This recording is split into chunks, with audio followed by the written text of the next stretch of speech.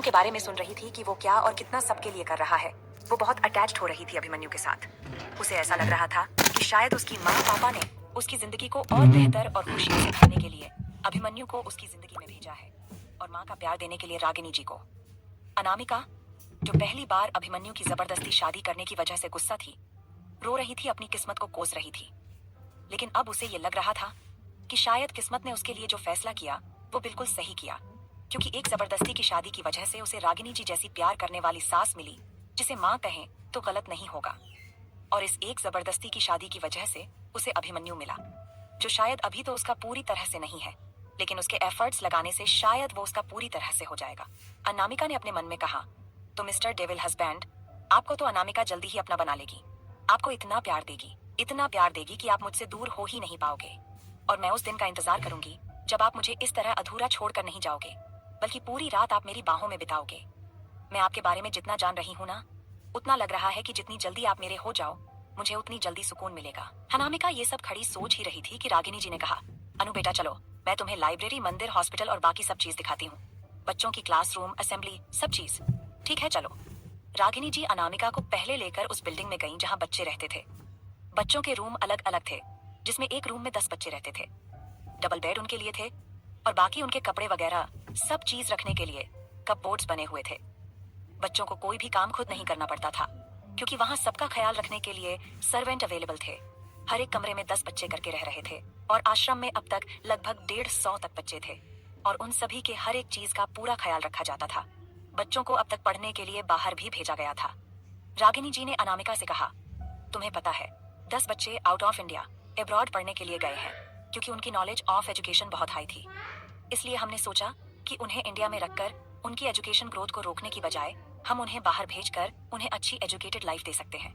अनामिका ये सुनकर हैरान थी कि सिर्फ यहाँ ही उनकी सारी चीजों का ख्याल नहीं रखा जाता था, बल्कि 10 बच्चों को अब तक अब्रॉड भी भेजा जा चुका था। बच्चों के एक्टिविटीज रूम सभी चीजें देखने के बाद रागिनी जी अनामिका को लेकर लाइब्रेरी में गईं। लाइब्रेरी पूरी भरी हुई थी। वहाँ बच्चों से रिलेटेड एजुकेशनल बुक्स भी रखे हुए थे, हिस्ट्री बुक्स, कॉमिक्स, नॉवेल्स। वहाँ पर अभी कुछ लड़कियां बैठकर पढ़ाई भी कर रही थीं, और लड़कियों से रिलेटेड स्टिचिंग, कंप्यूटर और भी सभी चीज वहाँ पर अवेलेबल थीं जो बच्चे सीख सकते थे, पढ़ सकते थे। कई बच्चे लाइब्रेरी में बैठकर ड्राइंग बना रहे थे, क्योंकि उन्हें शांति से बनाना था, इसलिए वो लाइब्रेरी में आकर ड्राइंग बना रहे थे। एक ड्राइंग आश्रम का ही एक लड़की बना रही थी, जिसे देखकर अनामिका ने कहा, वाह, तुमने बहुत अच्छा ड्राइंग बनाया है। तभी उस लड़की ने कहा, हाँ, मुझे बहुत अच्छा लगता है ड्राइंग बनाना, और जिस जगह में रहती हूँ ये मेरा घर है, तो मैंने सोचा इसे जितना खूबसूरती से बना सकूं उतना अच्छा है। आश्रम का ड्राइंग सच में बहुत खूबसूरत बना था, जिसे रागिनी जी और अनामिका देखकर बहुत खुश हुई थी। तभी वो लड़की रागिनी जी को देखकर अपनी ड्राइंग को उन्हें दिखाते हुए बोली, आंटी, आप देखकर बताओ ना मैंने कैसा बनाया है। तभी रागिनी जी ने उसके हाथ से ड्राइंग शीट्स ली और कहा, बहुत खूबसूरत बना है, और इस साल होने वाले ड्राइंग कंपटीशन में मैं तुम्हारा नाम डालूंगी, क्योंकि तुम बहुत अच्छा ड्राइंग बना रही हो। वो लड़की खुश होते हुए बोली, ठीक है, मैं और भी अच्छे से प्रैक्टिस करूंगी। रागिनी जी ने प्यार से उस लड़की के सिर पर हाथ फेरा। वहीं पर लड़कियों के लिए म्यूजिक क्लासेस और डांस क्लासेस भी थे, जहां टीचर्स भी अवेलेबल थे, ताकि बच्चे अगर कुछ गलती करें तो टीचर्स उन्हें सिखा सकें। इसके बाद रागिनी जी अनामिका को आश्रम के हॉस्पिटल की ओर लेकर गईं। रास्ते में चलते हुए उन्होंने बताया, देखो बेटा, बच्चों की सेहत का ख्याल रखना भी उतना ही जरूरी है जितना उनकी पढ़ाई का। इसलिए हमने यहीं पर एक छोटा सा हॉस्पिटल बनवाया है। यहाँ हर वक्त एक डॉक्टर और नर्सें मौजूद रहती हैं। अनामिका ने देखा, रागिनी जी ने जिस हॉस्पिटल को छोटा सा कहा था वो बहुत बड़ा था। वेटिंग एरिया था, और अंदर एक साइड वार्ड, एक लड़कियों के लिए, एक साइड लड़कों के लिए। वार्ड्स में साफ सुथरे बेड्स लगे हुए थे, साथ ही बच्चों के लिए जरूरी दवाइयों और फर्स्ट एड का पूरा इंतजाम था। एक कोना ऐसा भी था जहां इमरजेंसी ट्रीटमेंट के लिए सभी जरूरी मेडिकल इक्विपमेंट्स मौजूद थे, जैसे कि oxygen cylinder, BP monitor, thermometer और नेब्यूलाइजर एक्स्ट्रा। रागिनी जी ने आगे कहा, हम बच्चों का रेगुलर चेकअप भी करवाते हैं। हर महीने एक बार मेडिकल कैंप लगता है, जिसमें स्पेशलिस्ट डॉक्टर आते हैं, डेंटिस्ट, आई स्पेशलिस्ट, स्किन और जनरल फिजिशियन। अनामिका ये सब देखकर बहुत इंप्रेस हुई। उसके मन में अभिमन्यु और रागिनी जी के लिए रिस्पेक्ट और बढ़ गया। वो सोचने लगी, जिस इंसान ने बच्चों की इतनी बारीकी से परवाह की है, वो दिल का कितना साफ होगा। इसके बाद रागिनी जी ने अनामिका को डिजिटल क्लासरूम दिखाया। वो एक मॉडर्न बिल्डिंग के दूसरे फ्लोर पर था। कमरे में एसी चल रहा था, और चारों तरफ interactive smart boards, projector, tablets और कंप्यूटर सिस्टम्स लगे हुए थे। ये हमारा डिजिटल क्लासरूम है, रागिनी जी मुस्कुराते हुए बोली। यहाँ बच्चे सिर्फ किताबों से ही नहीं, बल्कि टेक्नोलॉजी की मदद से भी पढ़ते हैं। हमारे पास कुछ वर्चुअल क्लासेस की भी सुविधा है, जिसमें अलग अलग सब्जेक्ट्स के एक्सपर्ट ऑनलाइन जुड़ते हैं और बच्चों को गाइड करते हैं। दीवारों पर चार्ट्स, बच्चों की डिजिटल पेंटिंग्स और ग्रुप प्रोजेक्ट्स लगे हुए थे। एक कोने में 2 लड़के लैपटॉप पर कुछ सर्च कर रहे थे और एक लड़की प्रोजेक्टर स्क्रीन पर किसी साइंस मॉडल को देखकर नोट्स बना रही थी।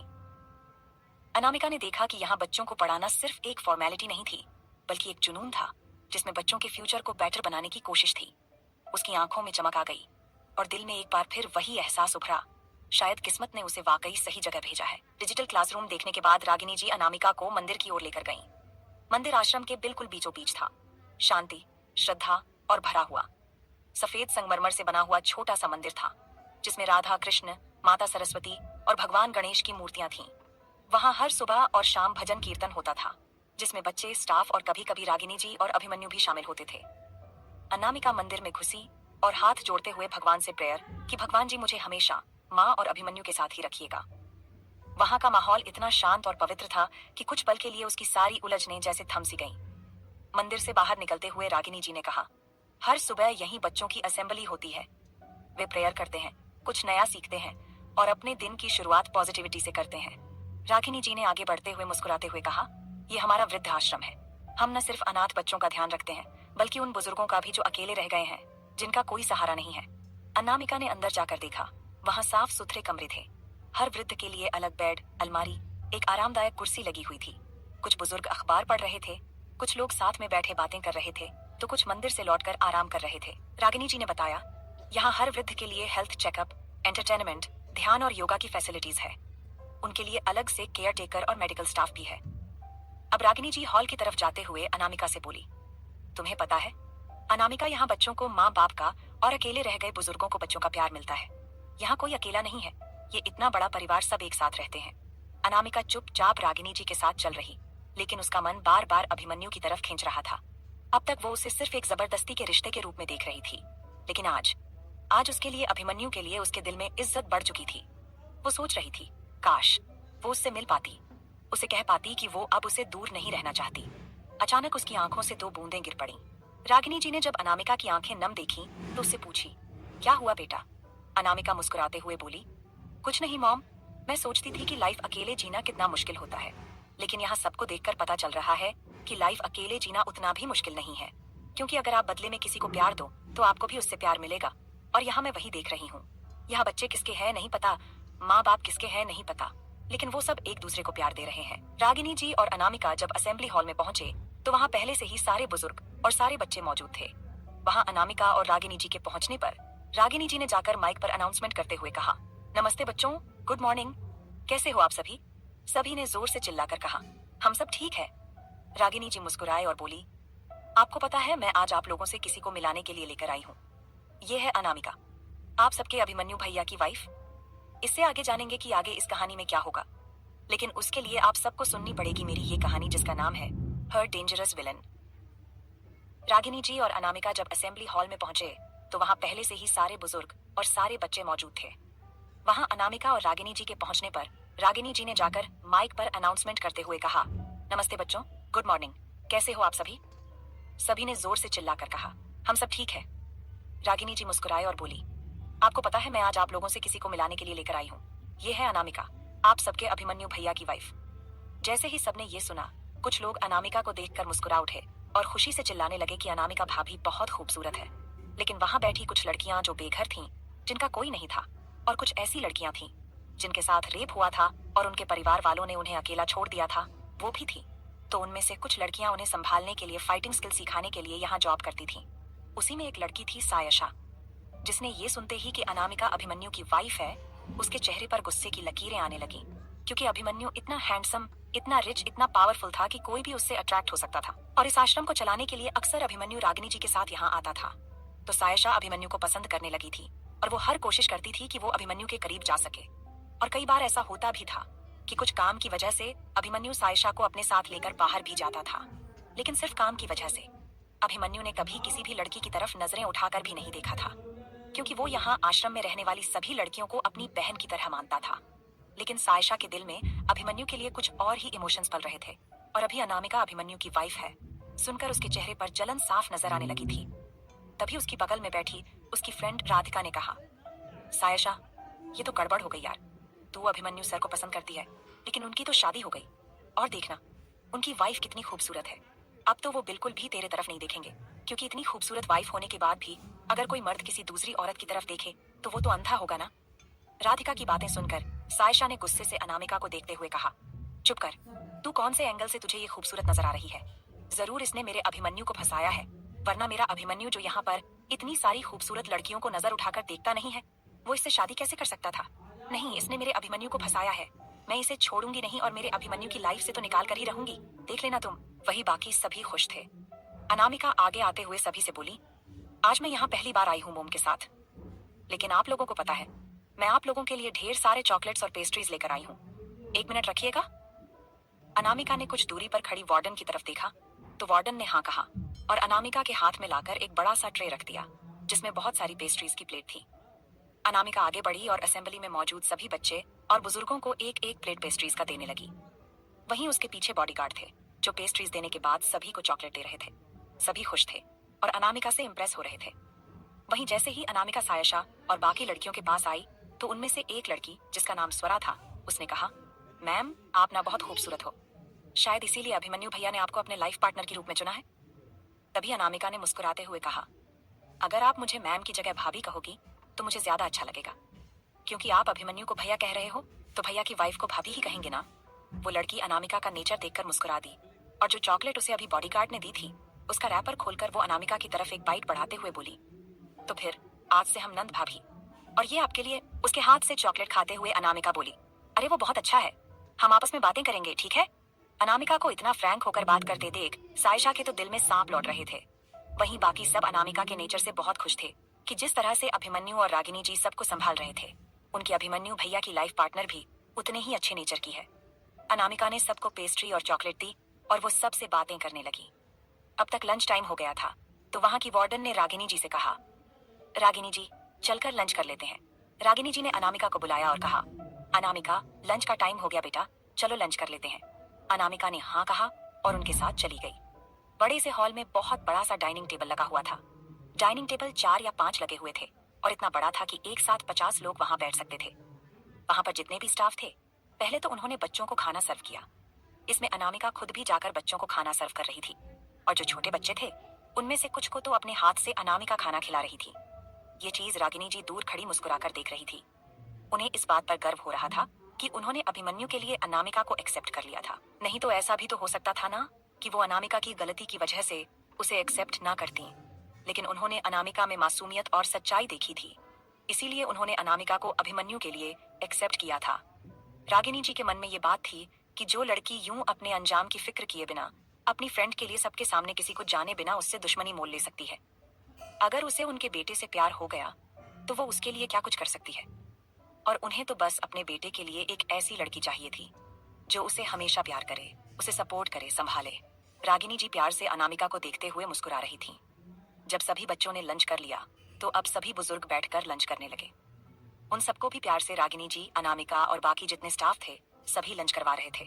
और जब उन सब ने लंच कर लिया तो अब अनामिका, रागिनी जी और बाकी सब बैठकर लंच करने लगे। वहीं वहां सायशा भी थी जो बस अनामिका को घूर घूर कर देख रही थी। तभी एक लड़की ने कहा, एक बात कहूं, अनामिका भाभी जितनी खूबसूरत है उतना ही उनका दिल भी साफ है, नहीं तो ऐसे कौन आकर अपने हाथों से बच्चों को खाना खिलाता है, और उन्होंने इतना कुछ किया। तभी सायशा ने उस लड़की को देखकर चिढ़ते हुए कहा, ये सब ड्रामा है, ड्रामा रागिनी मैम की नजरों में अच्छा बनने के लिए, वरना अनाथ बच्चों को बस थोड़ी देर के लिए ऐसे हाथों से खाना खिला देना कौन सी बड़ी बात है। उस लड़की ने सायशा को मुंह बनाकर देखा और अपने बगल वाली लड़की से बोली, ये तो जलकर ही मर जाएगी, क्योंकि इसे अभिमन्यु भैया पसंद थे और उनकी शादी किसी और से हो गई। ये बात सायशा ने सुन ली थी और वो अनामिका को घूर कर देखने लगी। अब उसने लंच भी नहीं किया और वहां से उठकर चली गई।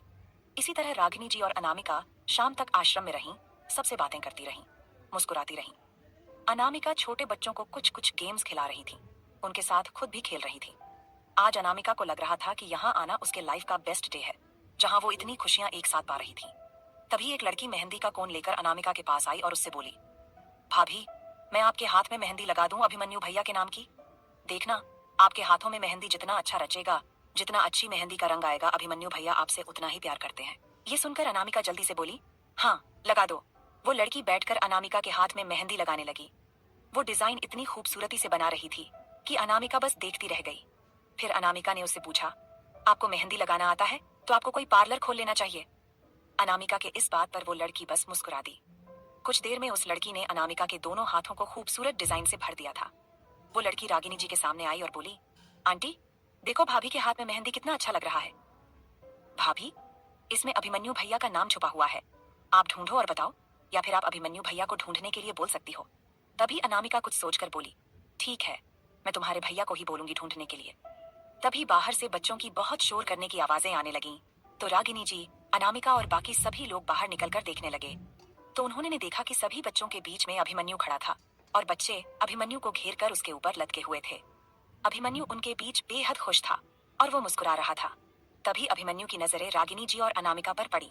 अभिमन्यु की नजरों से नजर मिलते ही अनामिका को जाने क्या हुआ कि वो दौड़कर जाकर अभिमन्यु के सीने से लग गई। लेकिन अनामिका ने मेहंदी लगा रखी थी तो वो अभिमन्यु को पकड़ नहीं सकी और वो गिरने लगी तो अभिमन्यु ने उसे उसकी कमर से पकड़कर संभाल लिया। तो ये नजारा देखकर रागिनी जी मुस्कुरा रही थी। तो वहीं सायशा की आंखें झलकर लाल हो रही थीं। सायशा की आंखों में जलन साफ दिख रही थी। वो चुपचाप ये सब देख रही थी और अंदर ही अंदर खुद को काबू में रखने की कोशिश कर रही थी। लेकिन अनामिका और अभिमन्यु की नजदीकियां उसे बिल्कुल भी पसंद नहीं आ रही थीं। तभी वहीं सबके सामने अनामिका अपने अंगूठे के बल खड़ी हुई और अभिमन्यु के गाल पर अपने होंठ रख दिए। अनामिका के सडन ऐसा करने से अभिमन्यु भी हैरानी से आंखें बड़ी किए अनामिका को देखने लगा। वही बाकी सभी अनामिका की इस हरकत को आंखें फाड़े देख रहे थे। इससे आगे जानेंगे कि आगे इस कहानी में क्या होगा, लेकिन उसके लिए आप सबको सुननी पड़ेगी मेरी ये कहानी, जिसका नाम है हर डेंजरस विलन। अनामिका के यूं अचानक आकर सबके के सामने गले लगने और गाल पर किस करने से अभिमन्यु हैरानी से आंखें बड़ी किए हुए उसे देख रहा था। और अभी अभिमन्यु को किस करने के बाद अनामिका के होठों पर जो बड़ी सी मुस्कुराहट थी और उसकी आंखों में जो चमक थी, उसे देखकर मानो अभिमन्यु सब कुछ भूल चुका था। वहीं आश्रम में मौजूद सभी लोग भी अनामिका को ऐसे आंखें फाड़े देख रहे थे जैसे कि अभी अनामिका ने अपने पति को नहीं बल्कि किसी गैर मर्द के गाल पर किस किया हो। लेकिन उनमें सबसे अलग थी रागिनी जी, जो अनामिका की इस हरकत पर हैरान नहीं हुई थी बल्कि मुस्कुरा रही थी, खुश हो रही थी। अभिमन्यु अनामिका से कुछ कहता, तब तक उसकी नजरें रागिनी जी पर चली गईं, जिनके होठों पर बड़ी सी मुस्कुराहट थी। रागिनी जी को यूं मुस्कुराता हुआ देखकर अभिमन्यु ने अपने हाथ की पकड़ अनामिका की कमर पर कस दी और उसे अपने करीब करके उसके माथे पर अपने होंठ रख करके अपनी आंखें बंद करते हुए उसे अपने सीने से लगा लिया। वहीं अनामिका की आंखों की चमक और बढ़ गई। अनामिका ने भी अपनी आंखें बंद कर ली और वो जैसे उसके सीने में समा जाना चाहती हो। और ये चीज अभिमन्यु को महसूस हो रही थी, जो उसके दिल को बेतहाशा धड़कने पर मजबूर कर रही थी। वैसे तो अभिमन्यु अनामिका के करीब आने पर बहक जाया करता था और ये चीज उसे समझ नहीं आती थी कि ऐसा क्यों था, क्योंकि इतना पावरफुल होने के बाद और इतनी ऊंचाइयों पर रहने पर बहुत सारी लड़कियों ने उसे सेड्यूस करने की कोशिश की थी। क्या एक्ट्रेस, क्या मॉडल और क्या बड़े फैमिली के घर की लड़कियां। लेकिन आज तक अभिमन्यु ने कभी किसी को नजर उठाकर भी नहीं देखा था। उसका मानना था कि मोहब्बत सिर्फ एक से होती है और अगर हर किसी पर मुंह मारो तो वो मोहब्बत नहीं होती। लेकिन उसे ये नहीं समझ आ रहा था कि अभी एक हफ्ते पहले जिस लड़की से उसकी शादी हुई थी, वो भी जिसे उसने जबरदस्ती मंडप में उठाकर शादी की थी, उस लड़की के करीब आते ही वो सब कुछ भूल कर बहक क्यों जाता था, उसके साथ यूं सिमटना क्यों चाहता था, उसे बाहों में भरकर प्यार क्यों करना चाहता था। अभी अभिमन्यु के दिल दिमाग में बस यही सब चल रहा था। तभी जोरों से ताली बजने की आवाज हुई। स्वरा, जिसने अनामिका को सबसे पहले भाभी कहा था, वो उन दोनों को यूं देखकर जोर जोर से ताली बजाने लगी और उसे देखकर बाकी सब भी ताली बजाने लगे। तभी वहां की एक वार्डन, जो बहुत उम्र दराज थी, मतलब यहाँ पर शायद सबसे ज्यादा उम्र उनकी ही होगी, वो अभिमन्यु और अनामिका के पास आई और दोनों के सर पर हाथ रखते हुए बोली, हमेशा ऐसे खुश रहो और एक दूसरे को खुश रखने की कोशिश करो। कभी किसी भी वजह से एक दूसरे का दिल मत तोड़ना। और अगर कभी ऐसा वक्त आए जहाँ तुम दोनों का रिश्ता कमजोर पड़ने लगे तो अपनी मोहब्बत पर और अपने साथी पर भरोसा रखना, क्योंकि जहाँ मोहब्बत होती है वहाँ भरोसा होना बहुत जरूरी है। अगर तुम्हारा रिश्ता बिगड़ा हुआ हो और तुम्हारे दिल में एक दूसरे के लिए इज्जत और भरोसा हो तो उसमें बेइंतहा मोहब्बत भरने में वक्त नहीं लगता।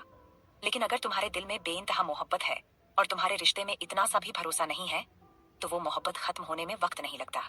तो इसलिए मोहब्बत से ज्यादा एक दूसरे पर भरोसा करना। उनकी ये बातें सुनकर अनामिका अभिमन्यु से दूर हुई और उनके पैर छूने के लिए झुकी। तो अभिमन्यु भी अनामिका के साथ झुककर उनके पैर को छूकर बोला, अम्मा, मैं इस बात का ध्यान रखूंगा और अपनी साथी को हमेशा खुश रखने की कोशिश करूंगा और ये कोशिश करूंगा मैं हमेशा अनु को अपने भरोसे पर रखूं। अभिमन्यु की ये बातें सुनकर दूर खड़ी रागिनी जी के होठों पर तो इतनी बड़ी मुस्कुराहट आ गई जिसे शायद वो भी महसूस ना कर सके। लेकिन उनके दिल पर जो अभी खुशी हो रही थी वो बयान नहीं कर पा रही थी। अभिमन्यु के अम्मा से ये सब कहने पर अम्मा ने उन दोनों के सर पर एक बार फिर से दोनों हाथ रखकर आशीर्वाद दिया और दोनों के माथे को चूमकर वहां से हट गईं। बाकी अब रागिनी जी को देखकर अभिमन्यु ने अपने बाहें फैलाया तो रागिनी जी मुस्कुराते हुए उनके करीब आईं और अभिमन्यु के सीने से लग गईं। वहीं अभिमन्यु अनामिका को एक तरफ अपने सीने से लगाए, दूसरी तरफ रागिनी जी को अपने सीने से लगाए खड़ा था। उसकी ये फैमिली पूरी हुई थी और उसकी फैमिली में अभी बहुत खुशी थी। तभी अभिमन्यु ने रागिनी जी से कहा, मैं घर गया था तो पता चला आप दोनों यहाँ हो तो मैं यहाँ आ गया। और आपका फोन कहाँ है? मैं कब से फोन कर रहा था लेकिन फोन नहीं लग रहा आपका। तभी रागिनी जी ने कहा, वो बेटा, मैं यहाँ आने से पहले फोन साइलेंट कर दी थी, इसलिए शायद पता नहीं चला। तभी अभिमन्यु ने अनामिका से कहा, तुम्हारा फोन कहाँ है? तो अनामिका को याद आया कि इतने दिन से तो उसे फोन लेने का कोई ख्याल ही नहीं था, क्योंकि इस घर में आने के बाद उसे वक्त काटने के लिए फोन की जरूरत ही नहीं पड़ी। रागिनी जी जो उसे इतना प्यार दे रही थी और फिर अभिमन्यु से लड़ाई झगड़ा नोकझोंक में उसे ये महसूस ही नहीं हुआ कि उसे मोबाइल लेने की जरूरत है। तो अनामिका ने अभिमन्यु से कहा, मेरे पास फोन नहीं है, उस दिन पता नहीं कहाँ गिर गया मेरा फोन। तो अभिमन्यु ने कहा, ठीक है, यहाँ से जाते वक्त तुम एक फोन ले लेना। अनामिका हैरान और खुश दोनों थी। फिर अभिमन्यु वार्डन से जाकर मिला और उनसे पूछा, और किसी चीज की जरूरत है क्या? तो वार्डन ने कहा, नहीं अभिमन्यु बेटा, सब कुछ पहले से ही स्टोर में रखा है, क्योंकि तुम हमेशा ही 2-3 महीने बाद काम आने वाली चीजें अवेलेबल करवा देते हो। इससे हमें अर्जेंटली किसी भी चीज की जरूरत नहीं पड़ती है। और बच्चों से रिलेटेड जो भी है वो अनामिका जी ने आज बच्चों को ला कर दे दिया है। अभिमन्यु ने उनसे कहा, ठीक है, मैं 1 हफ्ते के लिए बाहर जा रहा हूँ, 2 दिन बाद। तो किसी भी चीज की जरूरत हो तो आप मॉम को या फिर नमन को कॉल करके बता सकती हैं, वो अवेलेबल करा देंगे। अभिमन्यु की बात सुनकर वार्डन ने कहा, ठीक है बेटा, क्योंकि अभिमन्यु के न रहने पर सारी चीजों का अरेंजमेंट नमन ही करता था। इसके बाद अभिमन्यु ने बाकी सबके पास जाकर बच्चों से कहा, ठीक है बच्चों, अब हमें चलना चाहिए। आप लोग जाओ, आराम करो और उसके बाद अपनी पढ़ाई पर ध्यान दो। मुझे सबके मार्क्स से ग्रेड चाहिए। कोई भी बदमाशी नहीं और कोई बहाना नहीं बनाएगा कि उसने पढ़ाई नहीं की थी। अभिमन्यु की ये कहने पर सभी बच्चे जोर से चिल्लाकर बोले, जी अभिमन्यु भैया, हम पूरी मेहनत करेंगे। अभिमन्यु मुस्कुराया और अनामिका और रागिनी जी के साथ आश्रम से बाहर निकला। बाकी सभी उन तीनों को आश्रम के गेट तक छोड़ने आए थे। रागिनी जी अपनी कार की तरफ बढ़ने लगी तो वहीं अनामिका भी रागिनी जी के साथ आई थी, इसलिए वो रागिनी जी की तरफ जाने लगी। तो अभिमन्यु ने उसके हाथ को पकड़ते हुए कहा, तुम मेरे साथ मेरी कार में चलो। तभी रागिनी जी ने अनामिका से कहा, ठीक है अनु, तुम अभी के साथ जाओ। और अभिमन्यु, तुम ध्यान रखना, मेरी बेटी को रुलाना मत, वरना मैं तुम्हें बहुत मारूंगी। तभी अभिमन्यु ने अनामिका को घूरते हुए रागिनी जी से कहा, हाँ, मैं आपकी बेटी को चिमटी काटता हूँ ना। अभिमन्यु की ये कहने पर रागिनी जी उसे घूर कर देखने लगी और अपनी कार की तरफ जाने लगी। तभी अनामिका ने अभिमन्यु की कॉलर को पकड़कर उसे अपने करीब खींचा और उससे कहा, आप मुझे चिमटी नहीं काटते, आप मुझे दांत काटते हैं। ये सुनकर अभिमन्यु ने जल्दी से अनामिका के मुंह पर अपना हाथ रखा और उसे कार की बॉडी से सटाते हुए उसके कान में कहा, मॉम के सामने कुछ भी मत बोला करो। तुम ऐसी हरकतें ही करती हो कि मैं तुम्हें दांत कटता हूँ, क्योंकि मुझसे कंट्रोल नहीं होता और वैसे भी मेरा हक है कि मैं तुम्हें काटूं या खा जाऊं, बिकॉज तुम मेरी हो। अभिमन्यु के मुंह से ये सब सुनकर अनामिका के होंठों पर बड़ी सी स्माइल आ गई थी। अभी दोनों एक दूसरे की बाहों में और आंखों में खो रहे थे, लेकिन किसी और की जलती हुई निगाहें उन दोनों के इस पल को नजर लगा रही थीं। अनामिका को ऐसा महसूस हुआ जैसे कि उन दोनों को कोई बड़ी ही शिद्दत से घूर रहा है। तो अनामिका ने जो अभिमन्यु के चेहरे को, उसके कॉलर को पकड़ रखा था, उसने अपनी नजरें घुमाकर इधर उधर देखा। तभी उसे आश्रम की छत पर एक लड़की नजर आई। अनामिका को उसका नाम नहीं पता था, लेकिन उसकी नजरों ने अनामिका को ऐसे देखा जैसे कि अनामिका ने उससे उसकी सबसे कीमती चीज छीन ली हो। अनामिका ने अभिमन्यु को नीचे झुकाया और उसके होठों पर अपने होंठ रख दिए और उसे किस करने लगी। वहीं छत पर खड़ी सायशा ने जब ये देखा तो उसके हाथों की मुट्ठी कस गई और उसने टेरेस की वॉल पर जोर से अपने हाथ मारते हुए कहा, ये तुम अच्छा नहीं कर रही हो। मेरे अभिमन्यु को मुझसे छीन कर मैं तुम्हें छोड़ूंगी नहीं। अगर मैं तुम्हें अभिमन्यु की जिंदगी से निकाल कर फेंक नहीं पाई तो मेरा नाम भी सायशा नहीं। इससे आगे जानेंगे कि आगे इस कहानी में क्या होगा, लेकिन उसके लिए आप सबको सुननी पड़ेगी मेरी ये कहानी, जिसका नाम है हर डेंजरस विलन। अनामिका को ऐसा महसूस हुआ जैसे कि उन दोनों को कोई बड़ी ही शिद्दत से घूर रहा है। तो अनामिका ने जो अभिमन्यु के चेहरे को, उसके कॉलर को पकड़ रखा था, उसने अपनी नजरें घुमाकर इधर उधर देखा। तभी उसे आश्रम की छत पर एक लड़की नजर आई। अनामिका को उसका नाम नहीं पता था, लेकिन उसकी नजरों ने अनामिका को ऐसे देखा जैसे कि अनामिका ने उससे उसकी सबसे कीमती चीज ले ली हो। अनामिका ने अभिमन्यु को नीचे झुकाया और उसके होठों पर अपने होंठ रख दिए और उसे किस करने लगी। वहीं छत पर खड़ी सायशा ने जब ये देखा तो उसके हाथों की मुट्ठी कस गई और उसने टेरेस की वॉल पर जोर से अपने हाथ मारते हुए कहा, ये तुम अच्छा नहीं कर रही हो। मेरे अभिमन्यु को मुझसे छीन कर मैं तुम्हें छोड़ूंगी नहीं। अगर मैं तुम्हें अभिमन्यु की जिंदगी से निकाल कर फेंक नहीं पाई तो मेरा नाम भी सायशा नहीं। वहीं अनामिका की लिप लॉक किस करने से अभिमन्यु हड़बड़ा गया था और उसने अनामिका को खुद से दूर किया। तभी अनामिका ने टेरेस की तरफ देखा तो वहां सायशा नहीं थी, वो जा चुकी थी वहां से। तभी अभिमन्यु ने जल्दी से डोर खोला और अनामिका को कार में अंदर बैठाया। ड्राइवर ने उनके बैठते ही कार स्टार्ट की और रागिनी जी की कार के पीछे दौड़ा दी। अभिमन्यु ने घूरते हुए अनामिका से कहा, तुम्हें जरा भी शर्म नहीं आती ना सबके बीच में ऐसी हरकतें करते हुए। अभिमन्यु की बात सुनकर अनामिका ने मुस्कुराते हुए अपनी बत्तीसियां दिखाकर बेशर्मों की तरह बोली, कैसी शर्म अपने पति परमेश्वर को किस करने से? मैं अपने पति को किस कर रही हूँ, किसी गैर मर्द को नहीं। इतना ही अभी अनामिका के मुंह से निकला था कि अभिमन्यु ने उसके गाल को पकड़कर गुस्से से कहा, सोचना भी मत। अगर कभी ऐसा तुमने ऐसा सोचा भी ना तो तुम्हारे हलक में हाथ डालकर तुम्हारी जान बाहर खींच दूंगा। मैं अभिमन्यु राणावत हूँ और मैं ये बिल्कुल बर्दाश्त नहीं करूंगा कि मेरी बीवी अपने ख्याल में भी किसी गैर मर्द के बारे में सोचे। इतना कहकर अभिमन्यु ने झटके से अनामिका का गला छोड़ा और दूसरी तरफ मुंह फेर कर बाहर की तरफ देखने लगा। वहीं अनामिका बुरी तरह से खांस रही थी। उसे जरा सा भी यकीन नहीं था कि अगर उसने ऐसा कुछ कहा तो अभिमन्यु इस तरह से रिएक्ट करेगा। लेकिन उसे खुशी भी हो रही थी कि अभिमन्यु उसे किसी और का होने कभी नहीं देगा। अनामिका ने अभिमन्यु का चेहरा पकड़कर अपनी तरफ घुमाया, लेकिन अभिमन्यु ने उसके हाथ को झटक दिया और उन दोनों का ये सीन रियर व्यू मिरर से ड्राइवर ने गलती से देख लिया था। तभी उसने जल्दी से पार्टीशन ऑन कर दिया। ये देखकर अनामिका उठकर अभिमन्यु की गोद में बैठते हुए बोली, तो पति का प्यार दो, बीवी हूँ तुम्हारी और मैं चाहती हूँ कि अब मेरा पति मुझे प्यार करे। माना कि शादी जोर जबरदस्ती से हुई, लेकिन जिंदगी ऐसे नहीं चल सकती ना। और माँ चाहती है कि मैं उन्हें उनके पोते या पोती दूं, तो वो तो मेरे अकेले से नहीं आएंगे ना दुनिया में। तुम्हें हार्ड वर्क करनी होगी तभी आएंगे। तो करो मुझसे प्यार, मैं नहीं रोकूंगी। अनामिका इतना बोलकर प्यार भरी नजरों से अभिमन्यु को देखने लगी। अभिमन्यु कुछ कहता उससे पहले ही उसका फोन रिंग करने लगा। उसने अनामिका को अपनी गोद से उतारकर सीट पर बैठाया और फोन पॉकेट से निकालकर देखा तो उसमें नमन का कॉल आ रहा था। अभिमन्यु ने कॉल रिसीव किया और कहा, हाँ बोलो नमन, क्या काम है? तभी नमन ने कहा, बॉस, इंग्लैंड में जो आइलैंड है उसमें कुछ हलचल देखी गई है और ये वही लोग हैं जिन्होंने पिछली बार भी जंगलों से तस्करी की थी। तभी अभिमन्यु ने नमन से कहा, तो तुम ये सारी रिपोर्ट मुझे क्यों दे रहे हो? एक्शन लो ना और छोड़ना मत किसी को। तभी नमन ने कहा, ठीक है, और कॉल कट गया। नमन की कॉल कटने पर अनामिका, जो पाउट बनाकर अभिमन्यु को देख रही थी, अभिमन्यु ने उसे उसकी कमर से पकड़ा और वापस से अपनी गोद में बैठाते हुए बोला, क्या कह रही थी? प्यार करोगी? तुम बर्दाश्त कर पाओगी मुझे? क्योंकि मैं तुम्हारे सामने जितना सॉफ्ट होता हूँ उससे ज्यादा मेरा हार्डनेस अकड़कर हार्ड हो जाता है, और जब वो तुम्हारे अंदर फील होगा ना तुम्हें, तो तड़प जाओगी। क्या चाहती हो, करूं प्यार तुम्हें? अभिमन्यु ये कहकर एक कनिंग स्माइल करने लगा तो अनामिका ने उसकी उस स्माइल को और बड़ा करते हुए कहा, अब तो मरना या जिंदा रहना आपके साथ है। अगर जेंटल रहकर प्यार करोगे तो सब बर्दाश्त कर लूंगी। अभिमन्यु ये सब बातें अनामिका को डराने के लिए बोल रहा था, लेकिन अनामिका के जवाब को सुनकर वो दंग रह गया। उसने अनामिका की कमर को दबाकर अपने करीब खींचते हुए कहा, सोच लो, क्या पता जान भी चली जाए। ये कहकर एक बार फिर से अभिमन्यु के होठों पर एक तिरछी स्माइल आ गई तो अनामिका नीचे झुकी और उसने अभिमन्यु के होठों पर अपने होंठ रखने से पहले कहा, प्यार नहीं करती आपसे, लेकिन अब आप मेरे दिल में उतर रहे हो। ये दिल चाहता है कि आपसे प्यार करूं और हमेशा करूं, हर वक्त करूं। पता है, जब आपने मुझसे जबरदस्ती शादी की थी ना, तो मन किया था आपका सर फोड़ दूं, आपको जान से मार दूं। लेकिन जैसे जैसे आपको जानने लगी ना, तो अब मन करता है आपकी बाहों में रहूं, आपकी बाहों में सो जाऊं जैसे कल सोई थी।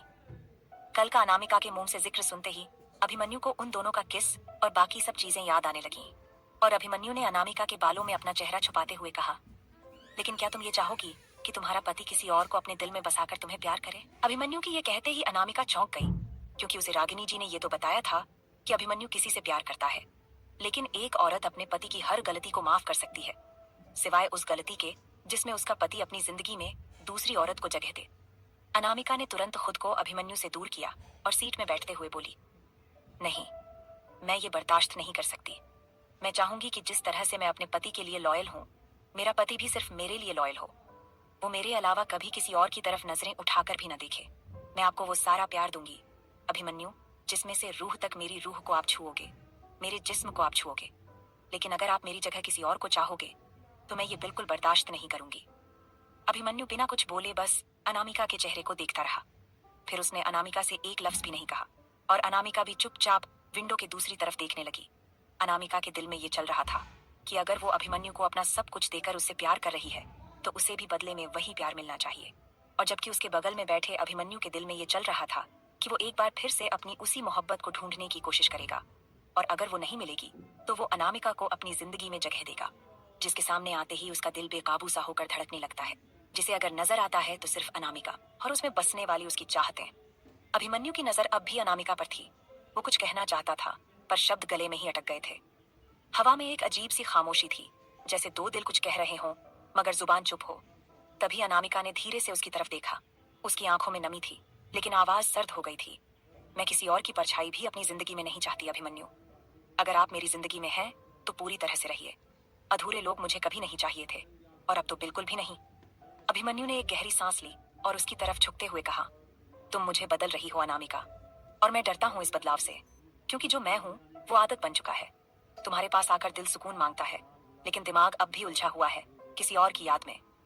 अनामिका ने उसकी आंखों में देखते हुए कहा, तो आज ही तय कर लो, या तो उसकी यादों में रहो या मेरी बाहों में। मैं तुम्हारे साथ पूरी शिद्दत से चलना चाहती हूँ, लेकिन अगर मैं अकेली चल रही हूँ और तुम पीछे मुड़कर किसी और की तलाश में हो तो ये सफर अधूरा है अभिमन्यु। कार में बिल्कुल खामोशी छाई हुई थी।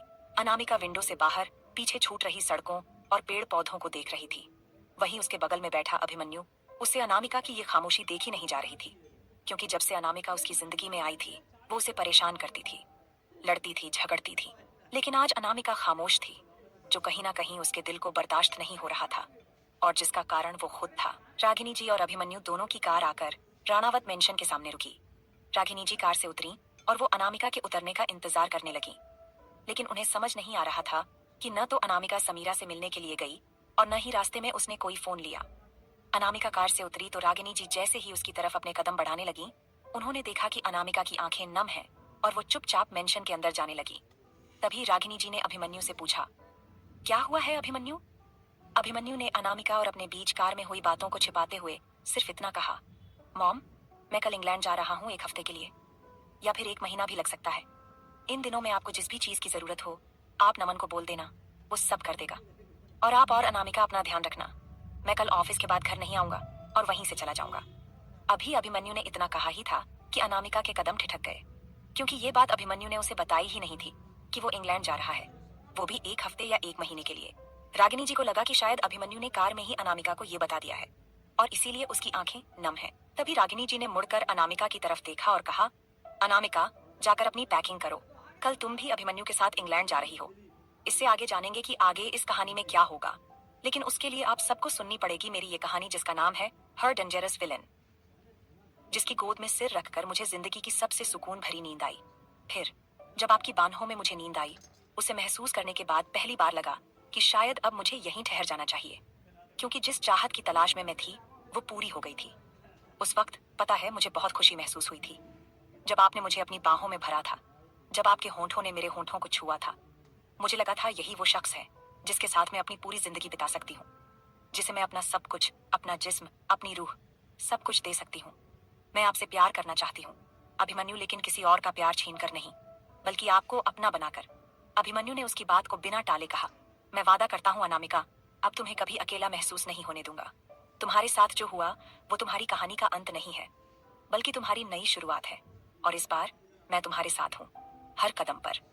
अनामिका ने उसे प्यार भरी नजरों से देखा, जो भीगी पलकों के पीछे से और भी अट्रैक्टिव नजर आ रही थी। इससे आगे जानेंगे कि आगे इस कहानी में क्या होगा, लेकिन उसके लिए आप सबको पढ़नी पड़ेगी मेरी ये कहानी, जिसका नाम है हर डेंजरस विलन। अभिमन्यु ने अनामिका को कुछ नहीं कहा। उसने अनामिका की भीगी पलकों को अपने होठों से छुए और उसे अपने सीने से लगा लिया, और वहीं बालकनी पर रखे सोफे पर बैठ गया, और उसने अनामिका को अपनी गोद में बैठाकर उसके सर को अपने सीने पर रख लिया और अपने हाथ को उसकी कमर पर कसते हुए धीरे से बोला, सो जाओ, नींद आ रही होगी। अनामिका ने भी कुछ कहा नहीं, बस अपने हाथ को उसके सीने पर रख दिया। अभिमन्यु अपने सर को सोफे के हेड पर टिकाए बस यही सोच रहा था कि अब उसे आगे क्या करना चाहिए। उसने इतने सालों में अपनी मोहब्बत को ढूंढने की बहुत कोशिश की थी, यहाँ तक कि उसने अपनी स्कूल से भी उनके बारे में पता लगाने की कोशिश की थी, लेकिन उसे कोई भी इंफॉर्मेशन नहीं मिली थी।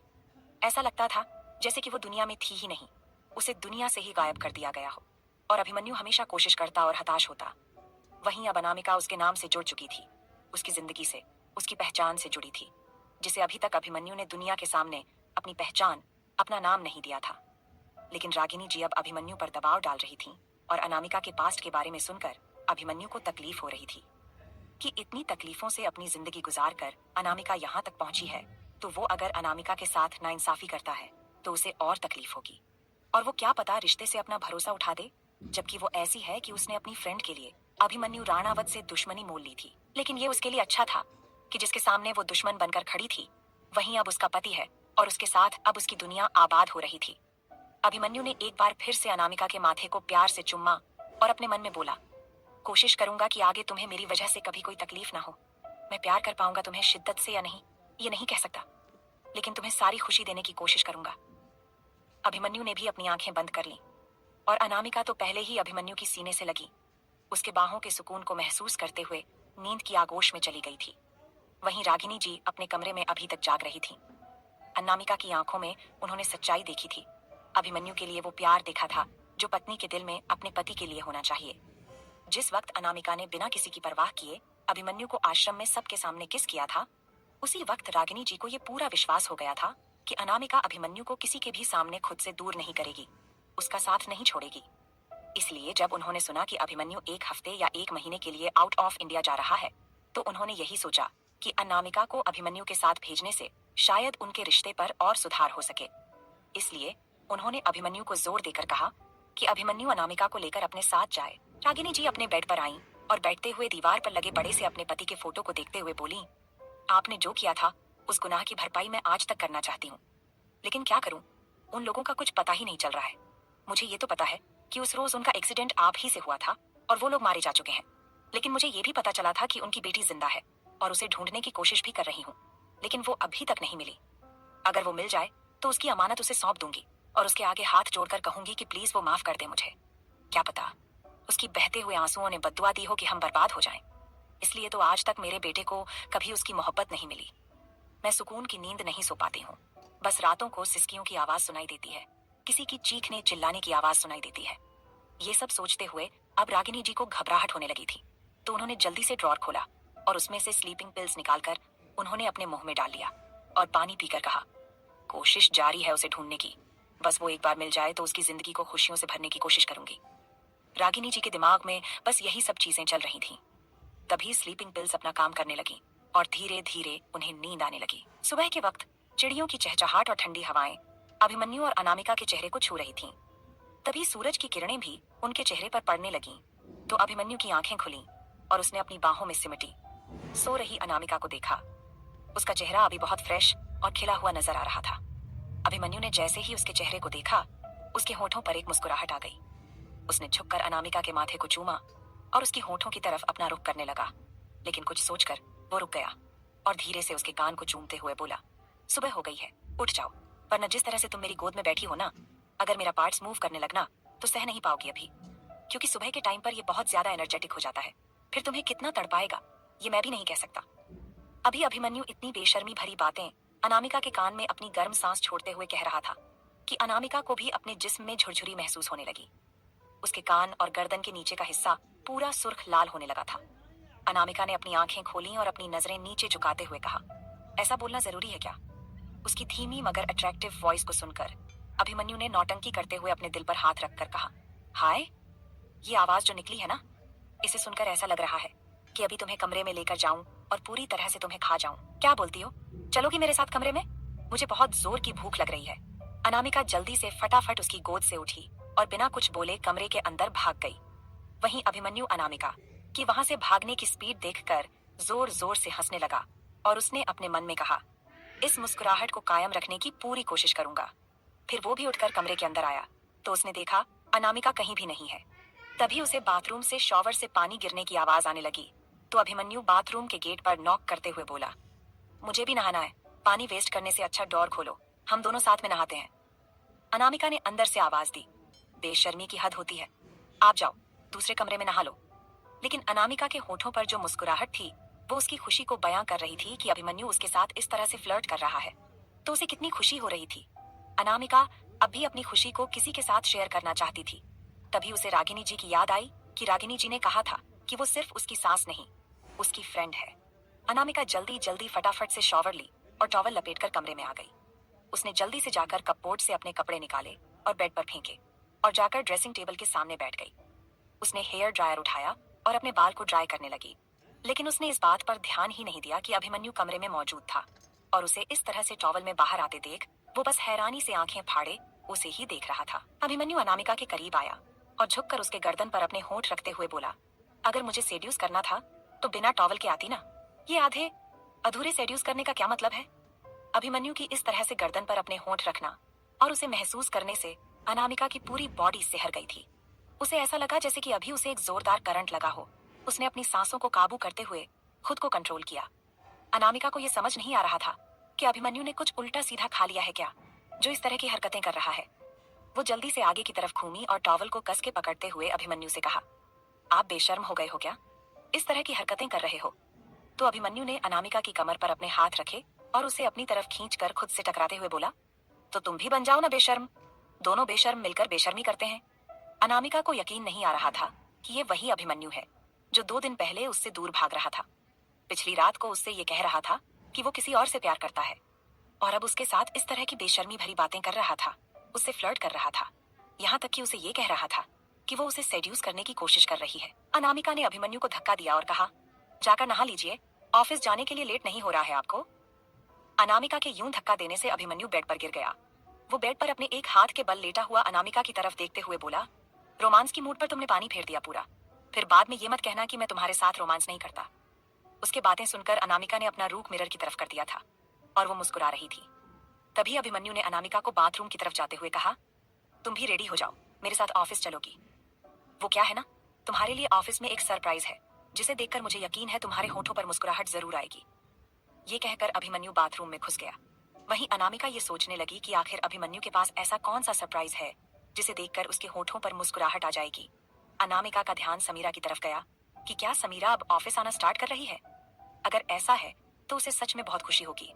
फिर अनामिका अपने कपड़े लेकर चेंजिंग रूम में चली गई और वो जल्दी जल्दी अपने कपड़े चेंज करके बाहर आई और वो रेडी होने लगी। अभी अनामिका ने एक सिंपल सा ब्लैक कलर की जीन्स और रेड कलर की हॉट एंड स्टाइलिश कुर्ती पहनी थी। अनामिका तैयार होने के बाद जल्दी से कमरे से निकलकर भागकर नीचे गई। उसने चारों तरफ देखा लेकिन रागिनी जी कहीं नहीं थी। तभी वो रागिनी जी के कमरे में चली गई लेकिन वहां भी रागिनी जी नहीं थी। उसने वॉशरूम भी चेक किया, वहां भी नहीं थी। अब अनामिका ये सोचने लगी कि रागिनी जी इस वक्त कहाँ जा सकती हैं। फिर वो किचन में गई तो वहां भी रागिनी जी नहीं थी, लेकिन वहां पर टेस्टी टेस्टी नाश्ता सर्वेंट बना रहे थे। तभी अनामिका ने एक सर्वेंट से पूछा, मॉम कहाँ है? तभी उस सर्वेंट ने अनामिका को ग्रिट करते हुए कहा, यंग मैडम, मैडम वो मंदिर में है शायद। वो गार्डन में एक साइड छोटी सी मंदिर बनी है ना, वहां पर। अनामिका वहां से निकली और भागते हुए गार्डन में चली गई जहां साइड में एक बहुत खूबसूरत सा छोटा सा मंदिर बना हुआ था। वहां गई तो उसने देखा रागिनी जी पूजा कर रही हैं। अनामिका उनके पास गई, जल्दी से उनके पैर छुई और खड़े होकर हाथ जोड़कर भगवान के सामने खड़ी हो गई और भगवान जी से कहा, थैंक यू भगवान जी, इतनी अच्छी मामा देने के लिए। आज तक जो मेरी अधूरी ख्वाहिश थी ना, वो आपने पूरा कर दिया। मामा को और अभिमन्यु को मेरी जिंदगी में लाकर, इसके लिए मैं आपको तहे दिल से शुक्रिया कहती हूँ। तब तक रागिनी जी की पूजा खत्म हो चुकी थी तो रागिनी जी ने अनामिका के सर पर हाथ रखा और उससे कहा, क्या हुआ बच्चे? तभी अनामिका ने कहा, माँ मुझे आपसे ना एक बात शेयर करनी है, आप जल्दी आओ यहाँ। अनामिका रागिनी जी का हाथ पकड़कर उसे गार्डन में एक साइड पेड़ के नीचे बने बेंच के पास लेकर गई और वहां दोनों पैर फोल्ड करके ऊपर अच्छे से बैठते हुए रागिनी जी से बोली, मामा आपको पता है, कल रात को तो इन्होंने मुझसे कहा था कि किसी और से प्यार करते हैं और उसे दिल में रखकर क्या मैं इन्हें अपना सकती हूँ, लेकिन सुबह सुबह आपकी बेटे की बेशर्मी की हद हो गई। वो ऐसी ऐसी बेशर्मी भरी बातें में मुझे बोल रहे थे ना, और इतनी बेशर्मी भरी बातें कर रहे थे कि मत पूछो। तभी रागिनी जी मुस्कुराते हुए बोली, अच्छा ऐसी कौन सी बेशर्मी भरी बातें की उसने, मुझे भी बताओ। तभी अनामिका बोली, आपको पता, मैं ना सिर्फ टॉवल पहने रूम में आ गई थी और ये मुझे कहते हैं कि बिना टॉवल की आती तो तुम अच्छे से मुझे शेड्यूस कर पाती। ये कहते ही अनामिका का चेहरा शर्म से लाल हो गया कि वो अभी अभी अपने और अभिमन्यु की प्राइवेट मोमेंट्स को रागिनी जी को बताने जा रही थी और उसका चेहरा भी शर्म से लाल हो गया था। अनामिका को इस तरह शर्माते हुए देखकर रागिनी जी ने प्यार से उसके चेहरे को थामकर उसके माथे को चूमते हुए कहा, बस ऐसे ही खुश रहो और मेरे बेटे को भी खुश रखने की कोशिश करो। मैं भगवान जी से बस यही प्रार्थना करती हूँ कि तुम दोनों अपनी जिंदगी हंसी खुशी जियो और मुझे एक नन्ही सी प्यारी सी गुड़िया दो जिसके साथ मैं हंसी खुशी रह सकूं और खेल सकूं। अनामिका उनकी बातें सुनकर उनके गले लग गई तो रागिनी जी ने उससे कहा, चलो चलो जल्दी नाश्ता कर लेना, और अभिमन्यु ने कहा था ना कि वो ऑफिस जाएगा तो चलो उसके लिए नाश्ता तुम सर्व करना, ठीक है? रागिनी जी अनामिका को लेकर मेंशन के अंदर आ गईं।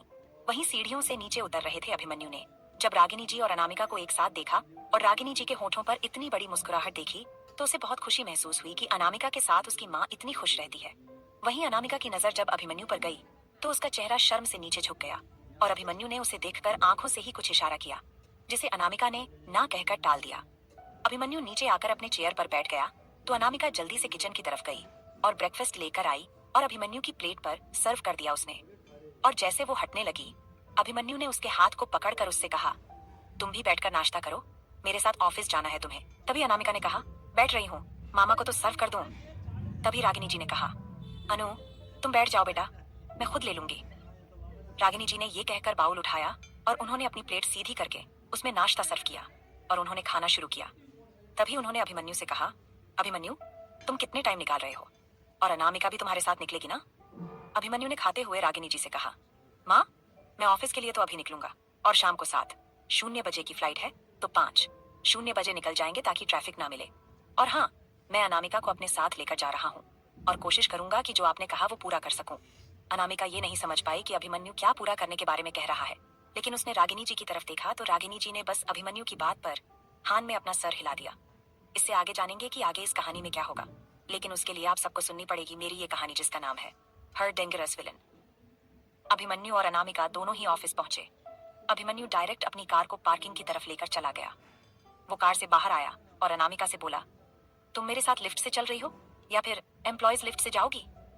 अनामिका कुछ सोचती है और बोली, नहीं मैं एम्प्लॉयज लिफ्ट से आऊंगी, आप जाओ। अभिमन्यु अपने प्राइवेट लिफ्ट की तरफ चला गया। वहीं अनामिका रिसेप्शन से होकर अपने एम्प्लॉयज लिफ्ट की तरफ जाने लगी। तभी उसने देखा कि विवेक रिसेप्शन पर आकर रुका है। उसके पैर पर प्लास्टर लगा हुआ है और सिर पर भी उसका एक हाथ भी पट्टी से बंधा हुआ था। ये देखकर अनामिका जल्दी से उसके पास गई और बोली, विवेक ये क्या हुआ तुम्हें? तभी विवेक ने अनामिका को देखा और बेचारा बनते हुए बोला, यार क्या बताऊं, कल एक लड़की को गुंडे छेड़ रहे थे तो मुझसे देखा नहीं गया और उसे बचाने के चक्कर में मैं उन गुंडों से जा भिड़ा तो बस गुंडों ने मुझे मारा। वैसे तो मैंने गुंडों को मार मार कर अधमरा कर दिया, लेकिन क्या करूं, वे बहुत सारे थे, कम से कम 12-15 लोग थे और उनसे मैं अकेला लड़ रहा था, तो मेरी ये दशा होना तो लाजिमी था। लेकिन मैंने उस लड़की को बचा लिया तो बस एक हाथ और एक पैर टूट गया और देखो सिर पर भी चोट लगी है। ये कहते हुए विवेक ने अपने सिर पर लगे चोट की तरफ दिखाया। अनामिका मुंह पर हाथ रखे हैरानी से उसे देख रही थी। तभी अनामिका ने कहा, तो तुम ऑफिस क्यों आए? अनामिका के इस सवाल पर विवेक बोला, लेकिन मुझे ऑफिस आना जरूरी था यार, आज रिपोर्ट करना था, इसीलिए मैं जैसी भी करके ऑफिस आ गया।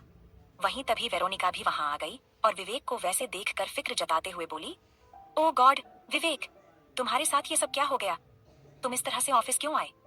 तुम्हें तो हॉस्पिटल में होना चाहिए था, रेस्ट करना चाहिए था। तभी विवेक ने जो अनामिका को कहानी सुनाई वहीं उसने वेरोनिका को भी सुना दी। वेरोनिका और अनामिका एक दूसरे को देखते हुए विवेक को देख रही थीं। वहीं विवेक उन दोनों को अपनी इतनी फिक्र करता हुआ देखकर अपने मन में बोला, क्या घंटा कोई लड़की को छेड़ रहा था? पता नहीं वो साले कौन थे। 2 ब्लैक कपड़े पहने हुए दोनों आए और बिना मुझे कुछ कहे कूटने लगे, मेरे हाथ पैर तोड़कर सिर फोड़कर चले गए।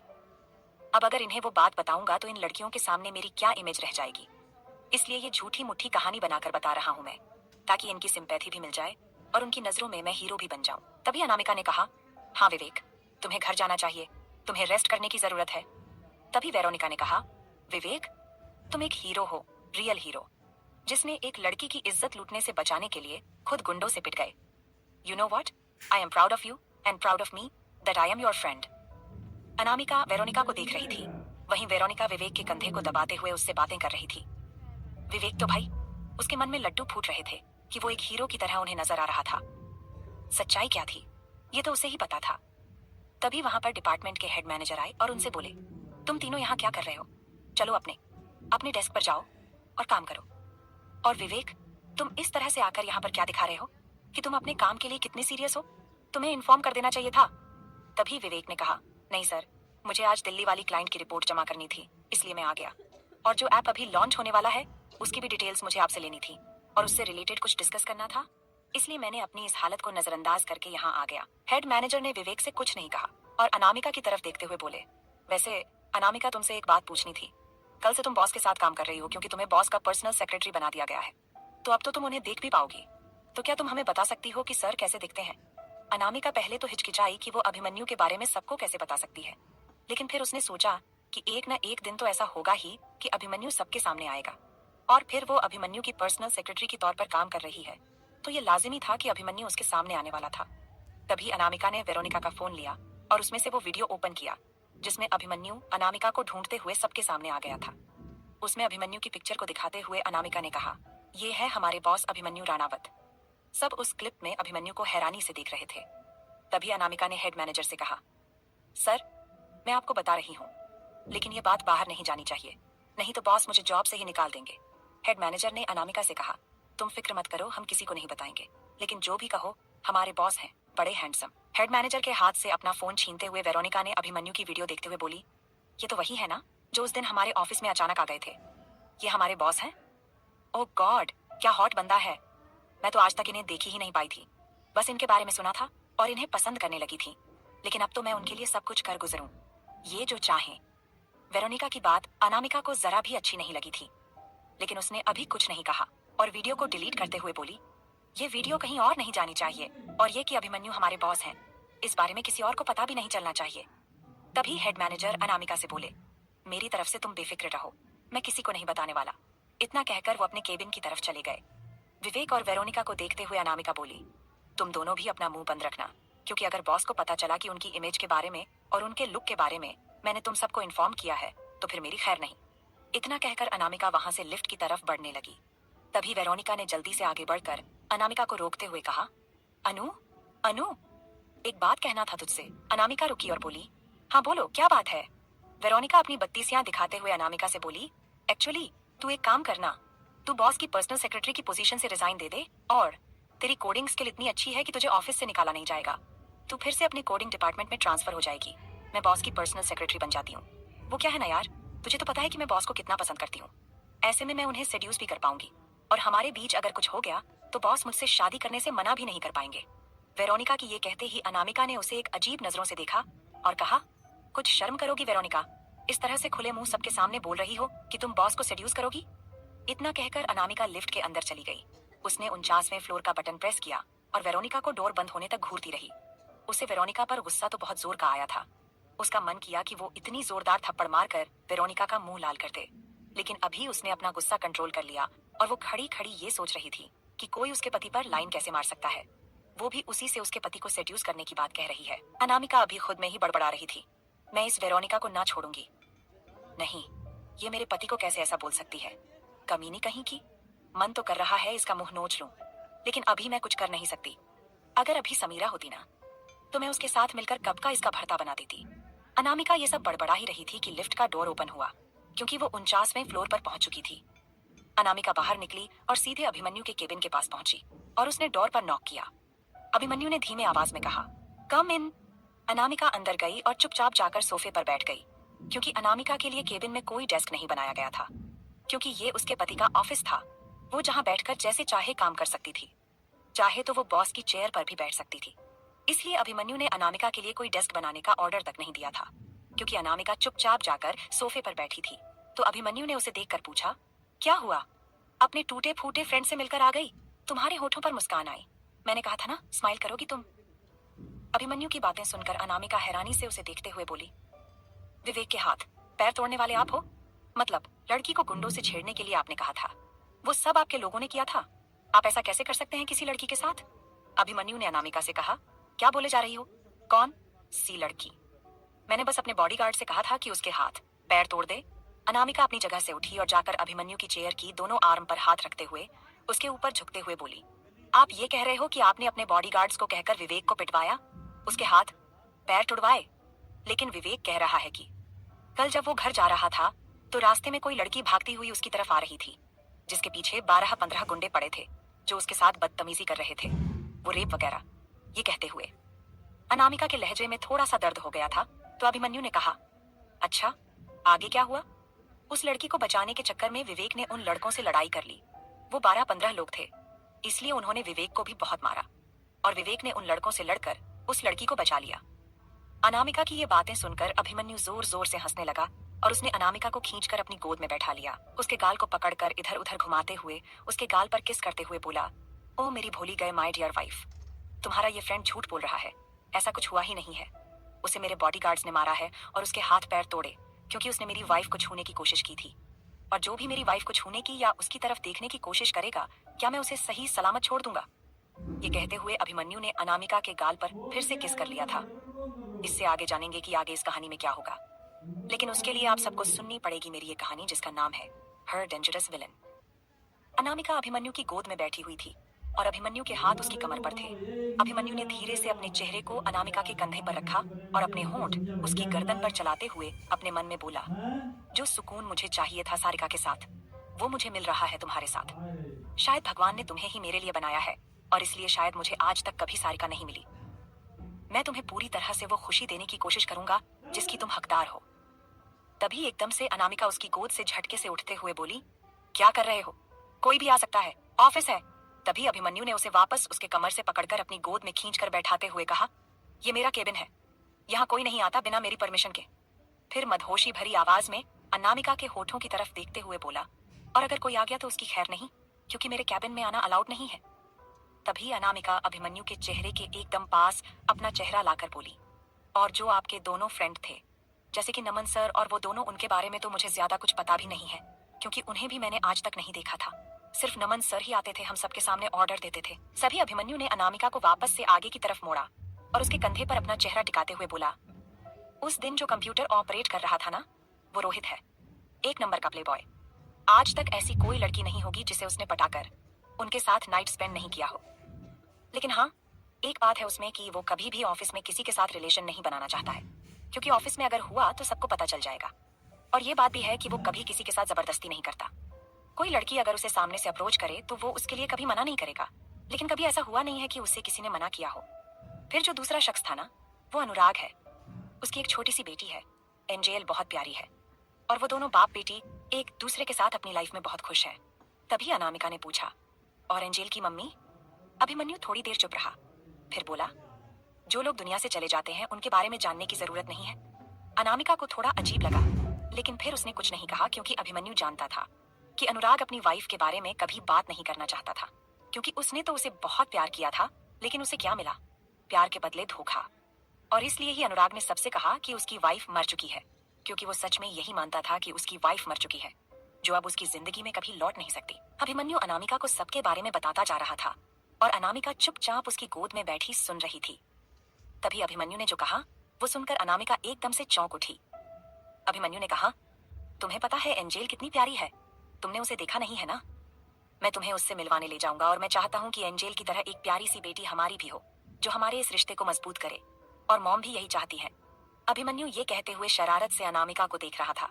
वही अभिमन्यु की बातें सुनकर अनामिका के गाल शर्म से लाल हो गए थे। तभी कैबिन के डोर पर नॉक की आवाज हुई। अनामिका इस आवाज को सुनकर जल्दी से अभिमन्यु की गोद से उठी और उसे घूर कर देखते हुए बोली, कोई नहीं आता है ना आपके कैबिन में? तभी अभिमन्यु ने कहा, मैंने कहा था कोई भी बिना मेरी परमिशन के नहीं आता। अगर मेरी परमिशन न हो तो जो भी बाहर है वो अंदर नहीं आएगा। लेकिन तभी अनामिका बोली, नहीं नहीं, किसी को जरूरी काम भी हो सकता है, तो आप परमिशन दे दो आने के लिए। इतना कहकर अनामिका जाकर सोफे पर बैठ गई। अभिमन्यु ने सर्द आवाज में कहा, कम इन। ये कहते हुए तुरंत में अभिमन्यु की बॉडी स्ट्रक्चर और फेशियल एक्सप्रेशंस चेंज हो गए थे। कुछ देर में रोहित और अनुराग दोनों अंदर आए। अनामिका को वहां देखकर रोहित ने ग्रिट करते हुए कहा, good morning lady boss. Lady boss सुनकर अनामिका चौंक गई और उसे देखने लगी। तभी अभिमन्यु ने उससे कहा, तुझे कैसे पता कि ये तेरी लेडी बॉस है? रोहित ने कहा, रहने दे यार, पता चल जाता है। और जो भी है, हमने झूठ तो नहीं बोला, गलत तो नहीं बोला, ये हमारी लेडी बॉस है, हमें पता है। इतना कहकर रोहित ने एक टैबलेट अभिमन्यु के टेबल पर रखा और कहा, इसे देख। अभिमन्यु उस टैबलेट को उठाकर देखने लगा, जिस पर अभिमन्यु राठौर से रिलेटेड न्यूज और कमेंट्स सब चीजें थीं, और ये भी डिटेल्स भी थीं कि अभिमन्यु राठौर ने उसके अगेंस्ट वीडियो अपलोड करने वाले शख्स के बारे में पता करने को पुलिस ऑफिसर्स को कितना फोर्स किया था, लेकिन वो ऐसा कुछ कर नहीं पाया था। तभी अभिमन्यु ने रोहित से कहा, वेल डन, तूने काम अच्छा किया। वैसे आज मैं इंग्लैंड के लिए निकल रहा हूँ, तो सारा काम अनुराग, तुम्हें और रोहित, तुम्हें देखना है। बाकी नमन का जो काम है वो उसे पता है, वो अपना काम कर लेगा। तभी एक बार फिर से डोर पर नॉक हुआ तो अभिमन्यु ने कहा, कमिंग। अभिमन्यु के कमिंग कहने पर इस बार नमन कैबिन के अंदर आया और उसने कुछ कहना चाहा, लेकिन अनामिका को देखकर वो चुप हो गया। उसे रुकते देख अभिमन्यु ने कहा, तू बोल सकता है। तभी नमन ने कहा कि जितनी जल्दी हो सके वहां पहुंचना है तुझे। अभिमन्यु ने कहा, आज ही निकल रहा हूँ शाम को। वे सब बात ही कर रहे थे कि तभी अनुराग का फोन रिंग करने लगा। अनुराग ने कॉल उठाया तो अननोन नंबर था। अनुराग साइड में जाकर बोला, हेलो। तभी दूसरी तरफ से एक मीठी सी आवाज अनुराग के कान में गूंजी, हेलो। मिस्टर अनुराग, कश्यप से बात हो रही है मेरी? अनुराग ने कहा। हाँ, आप कौन बोल रहे हैं? तभी दूसरी तरफ से थोड़ी हिचकिचाहट भरी आवाज आई। मिस्टर कश्यप, मैं बोल रही हूँ कश्ती। मैंने आपको कॉल किया था कि आपको मंडे 10:00 एंजेल के साथ हमारे मॉल आना है। ब्रांड एम्बेसडर की जो एंजेल को सिलेक्ट किया है उसके बारे में बात करने के लिए। तो हमारे जो ब्रांड के ओनर हैं वो आ गए हैं। क्या आप थोड़ी देर में आ सकते हैं? उन्हें आपसे बात करनी है क्योंकि आप एंजेल के फादर हैं। कश्ती की बातें सुनकर अनुराग ने कहा, ठीक है, मैं थोड़ी देर में पहुंच रहा हूँ और आपको इन्फॉर्म करता हूँ। फिर उसने कॉल काट दिया क्योंकि कश्ती ने यह बताया था कि एंजेल को ब्रांड एम्बेसडर के रूप में चुना गया है। उसने एंजेल से कहा था, तो एंजेल को मॉडलिंग करने का बहुत शौक था, इसलिए एंजेल ने हाँ कह दिया था। और एंजेल के हाँ कहने पर अनुराग को भी हाँ कहना पड़ा था। अनुराग अभिमन्यु और रोहित के पास आया और बोला, ठीक है, आज के लिए मैं जा रहा हूँ, मुझे कुछ काम है। अगर तुम लोगों को मेरी जरूरत पड़े तो कॉल कर लेना। इतना कहकर वो केबिन से बाहर चला गया। वहीं रोहित अनामिका को देखते हुए अभिमन्यु से बोला, वैसे मुझे लग रहा है कि तुझे थोड़े दिनों के लिए छुट्टी ले लेनी चाहिए, क्योंकि नई नई भाभी आई है तो तेरा क्वालिटी टाइम उनके लिए भी होना चाहिए। ये काम करके अपनी बॉडी की हॉटनेस को क्यों बर्बाद करना। उसके ये कहने पर अनामिका आंखें फाड़े उसे देख रही थी और वहीं अभिमन्यु उसे घूरते हुए बोला, तू अपनी ये चोंच बंद कर और जाकर अपना काम कर। रोहित जो मजाकिया था उसने मुंह बनाते हुए कहा, यहाँ तो किसी को सजेशन देना भी पाप है। मैं क्या कह रहा हूँ और ये क्या समझ रहा है? मैं यहाँ कह रहा हूँ कि छुट्टी लेकर अपनी बीवी के साथ एंजॉय कर, तो नहीं, ये तो ऑफिस में ही घुसा रहेगा। और जब कुछ दिन बाद बीवी भाव नहीं देगी ना, तब ये आकर मुझसे कहेगा कि भाई तूने जो कहा था सच कहा था, बीवी को टाइम देना चाहिए था। ये सब कहते हुए रोहित केबिन से बाहर चला गया। वहीं नमन भी अपना काम करके केबिन से बाहर चला गया था। अभिमन्यु रोहित की बातें सुनकर मुस्कुराते हुए अनामिका की तरफ देखने लगा और अपनी एक उंगली से इशारा करके अनामिका को अपनी तरफ बुलाया, जिस पर अनामिका ने ना में सर हिलाया। तो अभिमन्यु ने कहा, चुपचाप से मेरे पास आओ, अगर मैं तुम्हारे पास आया ना तो तुम्हें बहुत दर्द होगा। उसकी ये बातें सुनकर अनामिका उसे घूर कर देखने लगी, फिर अपनी जगह से उठी और जाकर उसकी गोद में खुद से ही बैठ गई। वहीं अभिमन्यु ने उसके कमर पर अपने हाथ रखते हुए उसके गाल पर किस करते हुए कहा, दैट्स माय गुड गर्ल। तभी एक बार फिर से उनके केबिन में नॉक करने की आवाज आई तो अनामिका अभिमन्यु की गोद से उठते हुए बोली, पहले आप काम कर लो या सबको बोल दो, तब मुझे बुलाना अपने पास। अभिमन्यु अनामिका को चिढ़ते हुए देखकर हंसने लगा तो अनामिका जाकर सोफे पर बैठ गई। अभिमन्यु ने कहा, कम इन। अभिमन्यु की कम इन सुनकर जैक अंदर आया और एक बॉक्स अभिमन्यु की तरफ बढ़ाते हुए बोला, सर, ये आपने ऑर्डर किया था वो आ गया है, आप देख लीजिए। अभिमन्यु ने जैक के हाथ से वो बॉक्स लिया और अनामिका को अपने पास बुलाया। अनामिका चुपचाप उठकर उसके पास गई तो अभिमन्यु ने उसे वो बॉक्स देते हुए कहा, ये तुम्हारे लिए है, फोन चेक कर लो, क्योंकि ये मैंने लंदन के स्पेशल मोबाइल ऑफिस में ऑर्डर देकर तुम्हारे लिए बनवाया है। इसके फीचर्स भी चेक कर लो, अगर किसी चीज में तुम्हें प्रॉब्लम आए तो मुझे बता देना, मैं सेटअप कर दूंगा। अनामिका फोन देखकर बहुत खुश हो गई और उसने जल्दी से अभिमन्यु के गाल पर किस कर दी। लेकिन जैसे ही उसे ये होश आया कि उसने जैक के सामने अभिमन्यु को किस किया है तो उसकी गाल शर्म से लाल हो गई और वो अपना मुंह अभिमन्यु के सीने में छुपाने लगी। अभिमन्यु ने मुस्कुराते हुए उसके बालों में उंगलियां फिराईं और हल्के से बोला, अब तो सबके सामने भी मेरे लिए प्यार जाहिर करने लगी हो। अनामिका ने उसके सीने में ही मुंह छुपाए हुए धीमे से कहा, मैंने जानबूझकर नहीं किया, मुझे समझ ही नहीं आया कि जैक सामने है। अभिमन्यु ने उसकी ठोड़ी उठाई और उसकी आंखों में देखते हुए कहा, तुम्हारा यूं बेझिझक मेरे पास आना मेरे लिए दुनिया की सबसे खूबसूरत बात है। अब चाहे जैक देखे या पूरी दुनिया, मुझे फर्क नहीं पड़ता, मुझे बस तुम चाहिए, हर जगह, हर वक्त। अनामिका की आंखों में हल्की खुशी की लहर तैर गई थी, लेकिन होठों पर एक मासूम सी मुस्कान थी। वो कुछ कहने ही वाली थी कि तभी बाहर से फिर से दस्तक हुई। इस बार जैक ने बाहर देखते हुए कहा, सर, मिस्टर मोटवानी आपके इंतजार में है, मीटिंग रूम में। अभिमन्यु ने गहरी सांस ली और बोला, ठीक है, मैं आ रहा हूँ। फिर वो अनामिका की ओर मुड़ा, तुम आराम करो, मैं ये मीटिंग क्लियर करके आता हूँ। फिर दोपहर का लंच सिर्फ तुम्हारे साथ। अनामिका मुस्कुराई, ठीक है, लेकिन इस बार लंच मेरा फेवरेट होगा। अभिमन्यु हंसते हुए उसके पास झुका, उसके माथे पर किस किया और बुदबुदाया, मुझे तुम्हारी हर चीज पसंद है। फिर वो अपने कोट का बटन बंद करता हुआ केबिन से बाहर निकल गया और अनामिका वहीं खिड़की के पास खड़ी होकर उसे जाते हुए देखती रही। उस नजारे में जैसे एक सुकून था, एक अपनापन, जिसे वो हर रोज थोड़ा और जी रही थी। Hello friends, sorry for the late chapter. और चैप्टर भी छोटा है क्योंकि जब तक मैं अकेली रहती हूँ तब तक ये मुझ पर डिपेंड करता है कि कितना और कैसे लिखना है। लेकिन यार, अब मेरे अब्बू आ चुके हैं और मैं अब्बू के सामने उतना लिख नहीं पाती हूँ, और अब्बू के रहने से सारे काम करते करते मेरी बैंड ही बच जाती है, क्या बोलूं। लेकिन हाँ, आप लोगों के लिए एक चीज जरूर बोलूंगी। शायद मैंने आपको एक नॉवल के बारे में बताया है या नहीं, वो डार्क रोमांस पर है, टोटली बोल्ड। जैसा प्रीति को पसंद है पढ़ना। तो अगर आप लोग वो पढ़ना चाहते हो तो आपको मेरा व्हाट्सएप चैनल पर वो मिल जाएगा, जो कि मेरे इस प्रोफाइल में मेंशन है। तो अगर आप लोगों को वो पढ़ना है तो जाकर देख सकते हो, क्योंकि वो नॉवल मैंने टोटली बोल्ड लिखा है। आपको जरूर पसंद आएगा। इससे आगे जानेंगे कि आगे इस कहानी में क्या होगा, लेकिन उसके लिए आप सबको सुननी पड़ेगी मेरी ये कहानी, जिसका नाम है हर डेंजरस विलन। अभिमन्यु तो मीटिंग के लिए चला गया था। अनामिका अभी केबिन में अकेली थी और अभिमन्यु ने उसे काम करने के लिए कुछ भी नहीं बताया था कि उसे करना क्या है। उसने लैपटॉप ओपन किया और वो अभिमन्यु की सारी चीजें देखने लगी, लेकिन उसे अभिमन्यु के वर्क का कुछ भी पता नहीं चल रहा था कि आखिर वो करता क्या है, क्योंकि उसके अकॉर्डिंग तो सारा ऑफिस का काम नमन देखता है। तो जब उसे कुछ समझ में नहीं आया तो उसने लैपटॉप बंद किया और उठकर केबिन देखने लगी। केबिन बहुत खूबसूरत था, लेकिन सिंपल था, और केबिन में अभिमन्यु और रागिनी जी की एक बहुत बड़ी सी फोटो थी, जिसे देखकर अनामिका के होठों पर मुस्कुराहट आ गई। वो उस फोटो के पास गई और फोटो को चूमते हुए बोली, मामा, आपको पता है अभी अब मुझे पूरा वक्त दे रहे हैं। वो चाहते हैं कि मैं उनके साथ पूरा टाइम स्पेंड करूं। वो मुझे बहुत प्यार करना चाहते हैं। अनामिका क्या कहे और क्या नहीं उसके मुंह से निकल ही नहीं रहा था। वो इधर उधर टहलते हुए फिर केबिन से बाहर चली गई, क्योंकि अभिमन्यु की इतनी जल्दी तो मीटिंग खत्म होने से रही। उसने अपना फोन भी सेटिंग नहीं किया था, क्योंकि वो चाहती थी कि फोन सेट करने में अभिमन्यु उसकी हेल्प करे। इसलिए उसने फोन वहीं टेबल पर रखकर वो केबिन से बाहर चली गई थी। वो अभी अपने कोडिंग डिपार्टमेंट में गई थी, जहां उसने देखा कि वेरोनिका अपने डेस्क पर बैठी काम कर रही है और विवेक अपने केबिन में था। अनामिका को देखकर वेरोनिका एक बार फिर उसके पास जल्दी से अपनी जगह से उठकर आई और बोली, अनामिका, यार तू तो हमेशा सबकी हेल्प करती है ना, तो प्लीज यार इस बार मेरी कर देना। अनामिका उसे हैरानी से देखते हुए बोली, क्या हेल्प कर दूं तेरी? तभी वेरोनिका बोली, क्या यार तू बॉस की सेक्रेटरी से रिजाइन दे देना, मैं चली जाऊंगी। तू क्या मेरे प्यार के लिए इतना नहीं कर सकती? अब अनामिका को बहुत गुस्सा आ रहा था, क्योंकि अब तो उसका और अभिमन्यु का रिश्ता भी सुधर रहा था।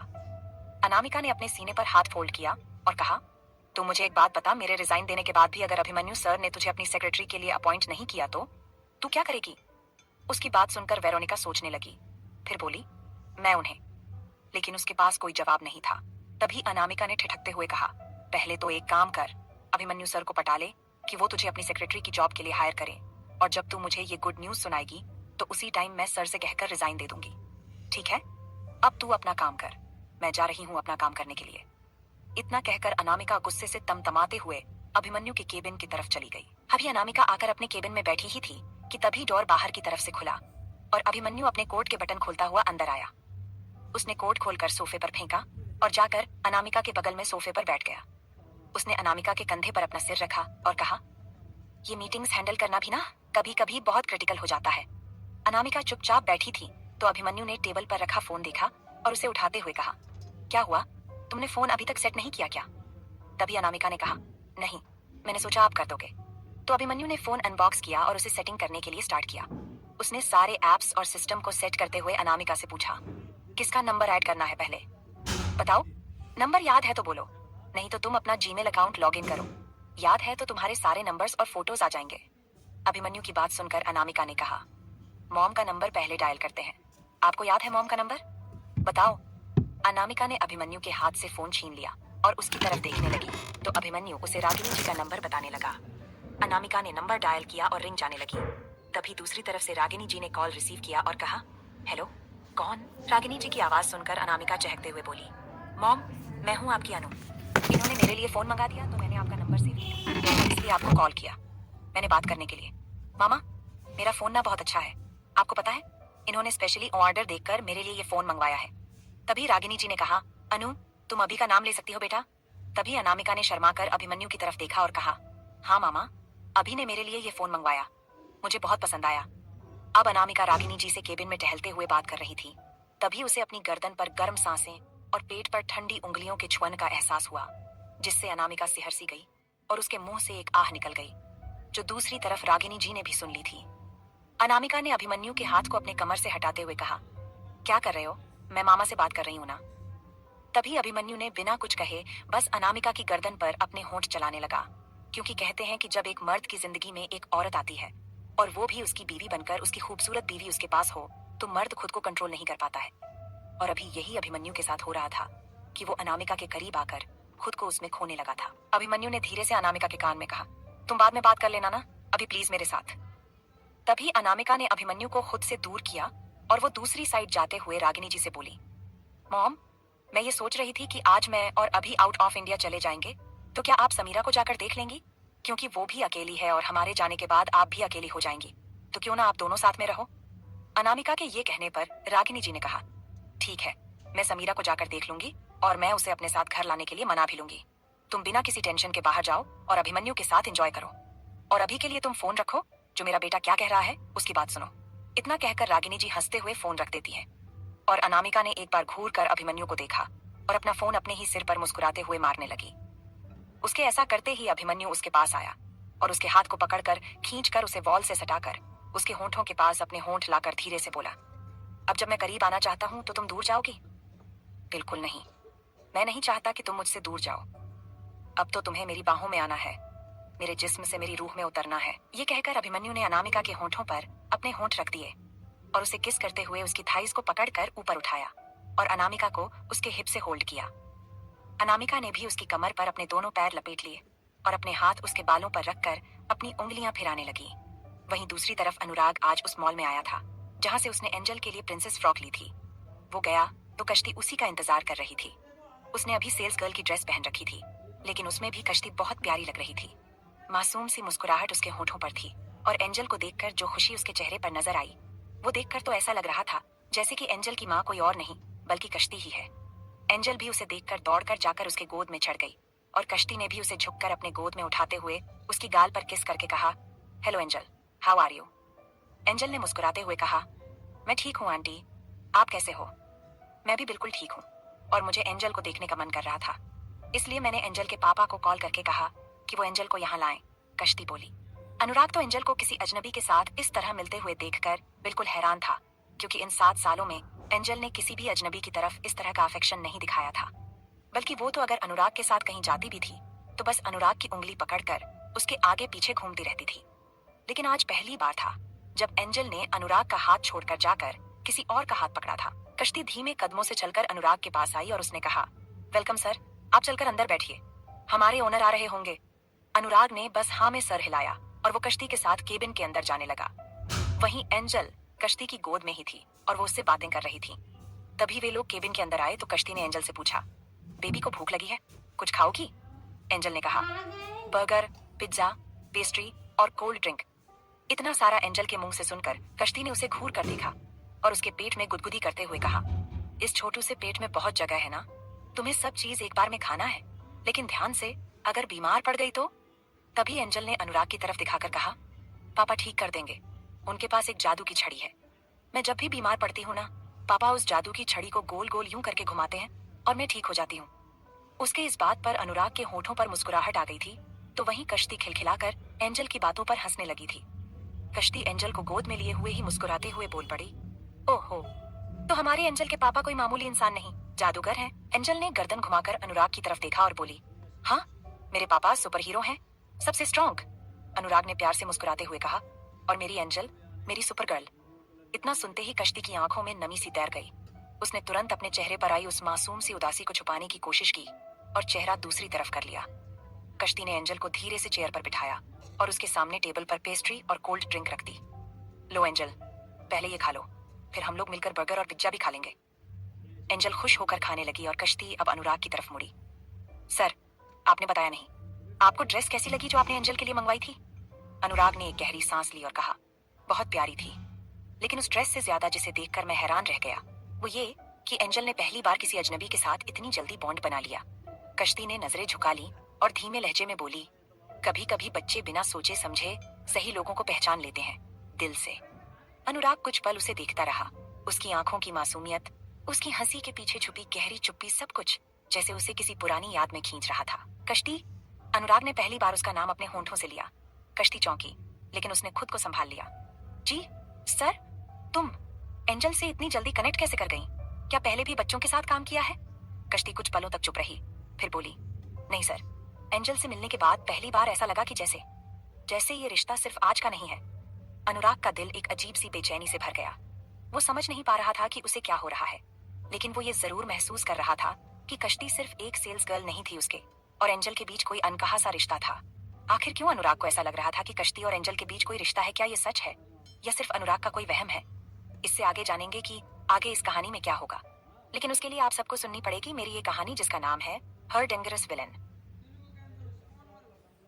अभी अनुराग कश्ती से कोई सवाल करता, तब तक वहां स्टोर का ऑनर आ गया और अनुराग के सामने आकर अपना हाथ बढ़ाकर उसने कहा, हेलो मिस्टर अनुराग कश्यप, आपसे मिलकर बहुत खुशी हुई। अनुराग खड़ा हुआ और उनसे भी हाथ मिलाते हुए बोला, मुझे भी खुशी हुई आपसे मिलकर। तभी अनुराग ने कश्ती की तरफ इशारा करते हुए आगे कहा, मिस कश्ती ने बताया कि आपको मेरी बेटी आपकी ड्रेस के लिए ब्रांड एम्बेसडर के तौर पर पसंद आई है। आप उसे ब्रांड एम्बेसडर बनाना चाहते हैं?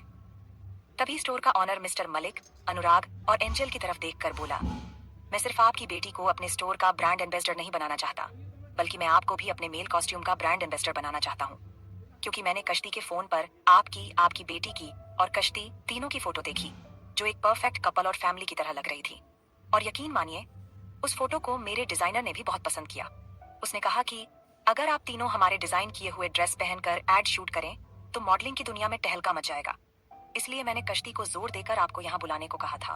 मिस्टर मलिक की बात सुनकर अनुराग थोड़ा हैरान हुआ और उसने कश्ती की तरफ देखा, लेकिन कश्ती भी उतनी ही हैरान थी जितना कि अनुराग, क्योंकि उसे इस बारे में कुछ भी पता ही नहीं था। उसकी फेशियल एक्सप्रेशंस देखकर अनुराग समझ चुका था। तभी अनुराग ने मिस्टर मलिक से कहा, लेकिन मिस्टर मलिक, मैं कोई मॉडल नहीं हूँ, मैं बिजनेसमैन हूँ और मुझे बिजनेसमैन ही रहने दीजिए। मॉडलिंग मुझे नहीं करनी। कश्ती ने इस बारे में कुछ भी नहीं बताया था। उसने सिर्फ इतना कहा कि आपको मेरी बेटी पसंद आई है ब्रांड एम्बेसडर के लिए, इसलिए मैं यहाँ आया हूँ। तभी मिस्टर मलिक ने रिक्वेस्ट भरे लहजे में अनुराग से कहा, प्लीज मिस्टर कश्यप, एक बार ट्राई कर लीजिए। अगर आपको लगा कि सही नहीं है तो हम चेंज कर सकते हैं, लेकिन मैं आपको गारंटी के साथ कह सकता हूँ, आप फेमस हो जाओगे। और आपके साथ हमारे स्टोर के कॉस्ट्यूम भी। हमारे डिजाइनर जो हैं वो लुक्स देखकर कपड़े डिजाइन करते हैं, और जैसे ही उन्होंने आपके लुक्स को, आपकी बेटी को और हमारी मिस कश्ती सीनियर मैनेजर को देखा, उन्होंने कई कपड़े डिजाइन करना शुरू कर दिया है। पता है, उन्होंने ये भी गारंटी के साथ कहा है कि अगर आप तीनों ने हमारे डिजाइनिंग ड्रेस पहनकर फोटो शूट किया तो मैगजीन में फोटोज आउट होने के बाद मार्केट में टहलका मच सकता है। प्लीज मना मत कीजिएगा मिस्टर कश्यप, प्लीज एक बार ट्राई कर लीजिए। हमारी बिजनेस स्ट्रेटेजी आपको पसंद आएगी। Please mister Kashyap. Anurag mister Malik के रिक्वेस्ट भरे टोन को सुनकर कुछ बोल नहीं सका। उसकी नजरें कश्ती और एंजल पर चली गईं, और एंजल भी उसे ही देख रही थी। तो एंजल के लिए अनुराग ने कहा, ठीक है, मैं अपनी बेटी के लिए सिर्फ करना चाहता हूँ, क्योंकि उसे मॉडलिंग करनी है। अनुराग के ये कहते ही मिस्टर मलिक उसके गले से लगकर उसकी पीठ थपथपाते हुए बोले, oh thank you mister Kashyap, thank you so much. और मैं आपसे ये कह रहा हूँ कि आपको इस चीज का रिग्रेट बिल्कुल भी नहीं होगा। तो आप जब फ्री हैं या जब आप कहें तो हम फोटोशूट स्टार्ट कर सकते हैं, बताइए। तभी अनुराग ने कहा, अगर आज हो सके तो फोटोशूट कर सकते हैं, बिकॉज कल मेरी मीटिंग्स हैं, तो कल के लिए मैं अवेलेबल नहीं रहूंगा। अनुराग के इतना कहते ही मिस्टर मलिक ने कहा, बिल्कुल, जब आप चाहें तब हम फोटोशूट करने के लिए तैयार हैं। फिर वो कश्ती की तरफ मुड़ा और बोला, कश्ती, लुक, आप एंजल बेबी को लेकर जाइए और अपने और बेबी के कपड़े चेंज कीजिए। और मिस्टर कश्यप, आप मेरे साथ आइए, आपको मैं आपकी कॉस्ट्यूम देता हूँ। इतना कहकर मिस्टर मलिक केबिन से बाहर चले गए। वहीं उनके पीछे अनुराग चला गया। वहीं कश्ती अभी भी इस सोच में गुम थी कि उसे तो इस बारे में बताया ही नहीं गया था कि उसे अनुराग और एंजल के साथ एक फैमिली फोटोशूट करनी होगी। वहीं दूसरी तरफ राणावत इंडस्ट्रीज में अभिमन्यु के केबिन में हाल ये था कि अनामिका टेबल पर लेटी हुई थी और टेबल का सारा सामान इधर उधर फर्श पर पड़ा हुआ था। वहीं अभिमन्यु अनामिका के ऊपर था और उसके होठों को बेतहाशा किस कर रहा था। अनामिका अपने हाथ छुड़ाने की कोशिश कर रही थी, लेकिन अभिमन्यु ने उसके हाथों को कस के पकड़कर टेबल पर दबा रखा था। अभिमन्यु जरा सा भी अनामिका को बचने का मौका नहीं दे रहा था और वो अनामिका को पैशनेट किस कर रहा था। अनामिका को यहाँ तक कि अभिमन्यु अपनी टंग भी उसके मुंह के अंदर डाल दे रहा था और उसकी टंग से अपनी टंग को उलझा रहा था। अभिमन्यु ने अनामिका की टंग को शक करना शुरू कर दिया। अब अनामिका को अपनी टंग में जलन महसूस होने लगी। तभी उसने अभिमन्यु को दूर करने की कोशिश की, लेकिन अभिमन्यु तो जैसे अपना कंट्रोल पूरी तरह से खो चुका था। उसे बस अनामिका के होठों के रस को पीना था और वो अनामिका को खुद से दूर करना ही नहीं चाहता था। इसलिए उसने इस बार अनामिका के दोनों हाथों को अपने एक हाथ में पकड़कर उसके सर के ऊपर कस के दबाया और उसकी जबड़े को एक हाथ से पकड़कर उसकी जुबान को चूसने लगा। अनामिका को ये पल ऐसा लग रहा था जैसे वो किसी के पिष्ट की कैद में आ चुकी है, जो बहुत बेरहम है और जो उसे इतनी बेरहमी से किस कर रहा था कि उसकी टंग में जलन होने लगी थी। अभिमन्यु जैसे पूरी तरह से अनामिका को खा जाना चाहता था। उसे चॉकलेट से भी ज्यादा अनामिका के होंठ मीठे लग रहे थे और उसकी रस को वो पी रहा था जैसे वो गुलाब जामुन का सिरा हो। तभी उसे महसूस हुआ कि अनामिका की सांस उखड़ रही है, तो उसने अनामिका के होठों को अपने होठों से आजाद किया और उसकी गाल को थपथपाते हुए कहा, सांस लो मेरी जान, मेरा मन अभी भरा नहीं है, मैं तुम्हारे होठों को और पीना चाहता हूँ। बहुत सालों से प्यासा हूँ अनु, इसलिए अब ये प्यास बुझाना चाहता हूँ। ये कहते हुए अभिमन्यु की गर्म सांसें अनामिका के चेहरे को भिगो रही थीं। वहीं अनामिका गहरी गहरी सांस ले रही थी, जिससे उसका सीना ऊपर नीचे हो रहा था और अभिमन्यु की नजरें अनामिका के सीने को घूर रही थीं। अनामिका ने अटकते हुए कहा, तो क्या ऐसे करेंगे? आपको पता है मेरी टंग कितनी जल रही है, जलन हो रही है मुझे। आप प्यार से भी तो कर सकते हो अभी। अनामिका की बातों पर अभिमन्यु का ध्यान नहीं था। उसका ध्यान तो अनामिका के ऊपर नीचे हो रहे सीने पर था। तभी अनामिका ने उसके हाथ से अपना हाथ आजाद किया और अभिमन्यु को खुद से दूर हटाने लगी।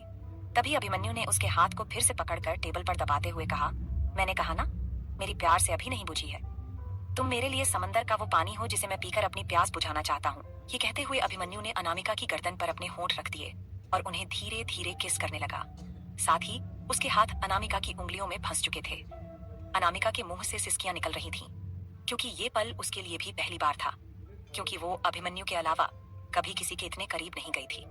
अनामिका ने गहरी सांस भरते हुए कहा, अभी प्लीज, ये ऑफिस है, कोई भी आ सकता है, हमारा कमरा नहीं है, आप थोड़ा तो कंट्रोल करें। तभी अभिमन्यु ने कहा, प्लीज अनु, मुझे मत रोको बच्चा, ये प्यास तो अब तुम्हारे लिए हर पल बढ़ती ही जाएगी। लेकिन तभी उनके केबिन की डोर पर नॉक की आवाज हुई। ये आवाज सुनते ही अभिमन्यु का पारा चढ़ गया।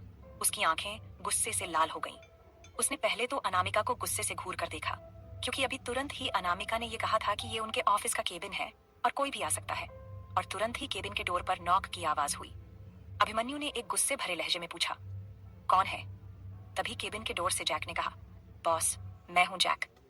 अभिमन्यु ने उसी गुस्से से पूछा, what are you doing here right now? तब जैक ने कहा, बॉस, फ्लाइट का टाइम होने वाला है, बस 1 घंटा बाकी है। जैक की बात सुनकर अभिमन्यु ने वॉल पर लगी घड़ी की तरफ देखा तो शाम के 6:00 बज रहे थे और अभी तक वे दोनों ऑफिस में थे और उनकी फ्लाइट का टाइमिंग 7:00 का था। अभी वो जल्दी से उठा और उसने अनामिका को भी उठाते हुए कहा, तुम जल्दी से फ्रेश हो जाओ, हम अभी निकलेंगे, क्योंकि फ्लाइट का टाइमिंग 7:00 बजे है और यहाँ पर 6:00 बज गया। फिर उसने कहा, जैक, जल्दी से गाड़ी निकालो, हम बस निकल रहे हैं। अभिमन्यु के इतना कहते ही जैक वहां से चला गया।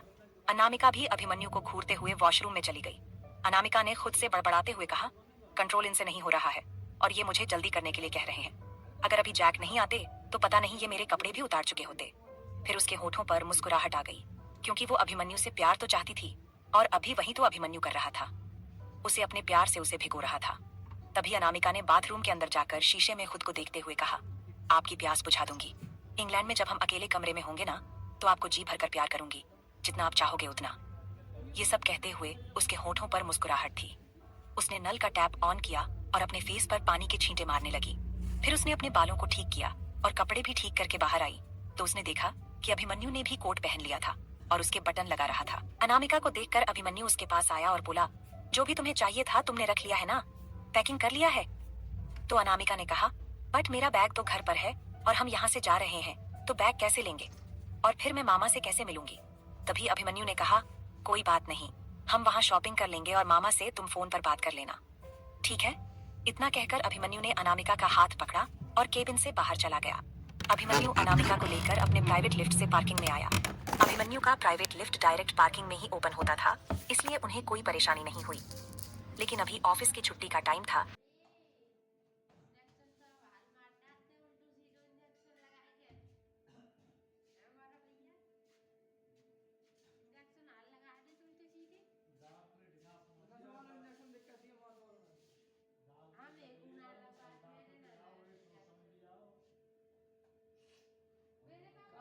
समझ के जाओ, जाने हो या तो डॉक्टर ऊपर ले लेना, दवाई बीमारी से ऊपर चले जाएगा। अच्छे डॉक्टर से मिलके ऊपर ऊपर जब बच गए तो दम लगना,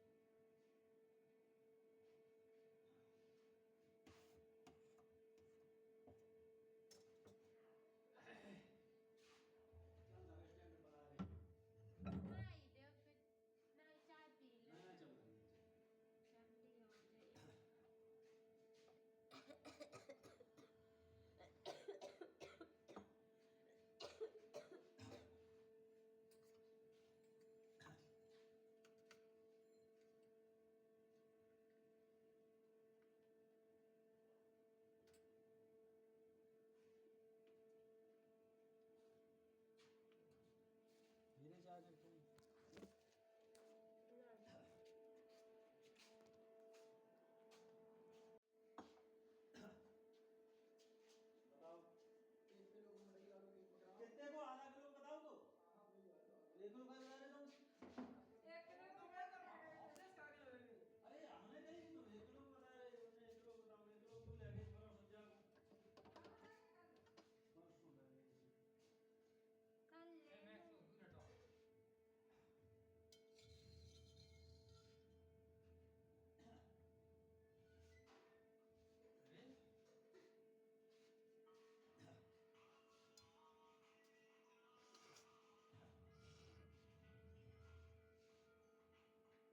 अरे यार तो रात की जाम नहीं करवा।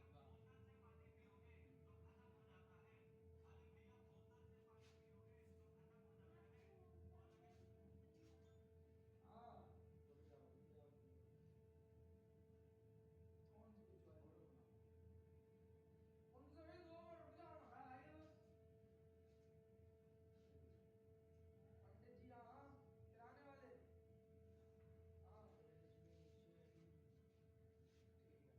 हाँ किराने वाले। हाँ ठीक है।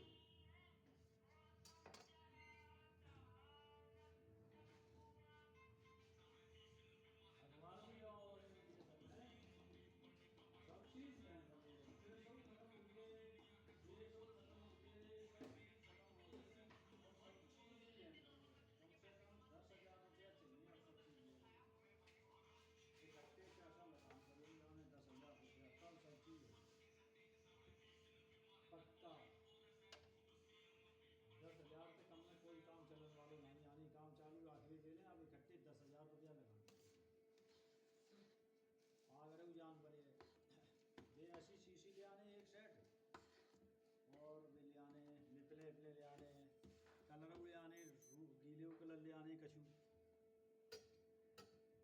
लाल गुलाबी पीले हरे ये तो चाहिए ही, हरो और लाल ये मुझे अच्छे कलर ना देते।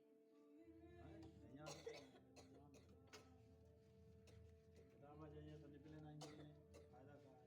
कैंची कहाँ गई, कैंची लेन पर ये एक आध, तुम ब्रेड खा रहे हो मैं आओ जा देखो क्रीम मैं वाली, खाई ना जा देखो जो ना ये ज्यादा अच्छी है ये। कुत्ता वाली है। अरे नहीं है, हमने केक चाट के धरी है यार, ना है नहीं है ना, ये तो वहाँ पे ठहरा वहाँ देख ले। महीना। अरे हम खा चुके। अरे कुत्ता वाला, अरे हमें खाने नहीं है। मां जा देखो। इतनी कौन है ये कौन भाई जिंदगी में इतनी भी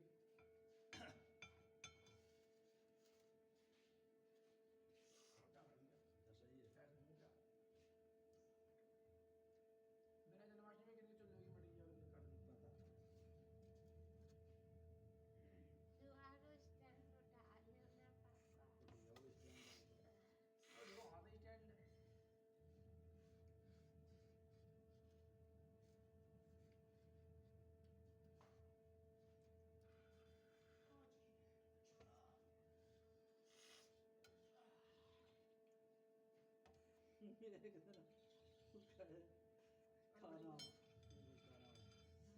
खाना खाना हो अरे सुना हाँ बता रहे, हाँ उनको ही। अरे वो कैंसर में ऑपरेशन हुई किन को कैंसर कौन और संतलाल की नाती का नाम है। मना जान अरे वही संता की दुकान पे पूरा लड़का उनको बैठा हुआ वो भैया अरे संता की दुकान नहीं मालूम तो बातें ज्यादा कर रहे तुम। अरे तो आगे तो बताओ भाई वो जो दिलीप दिलीप हाँ दिलीप दिलीप कुमार जोशी आगे बताओ दिलीप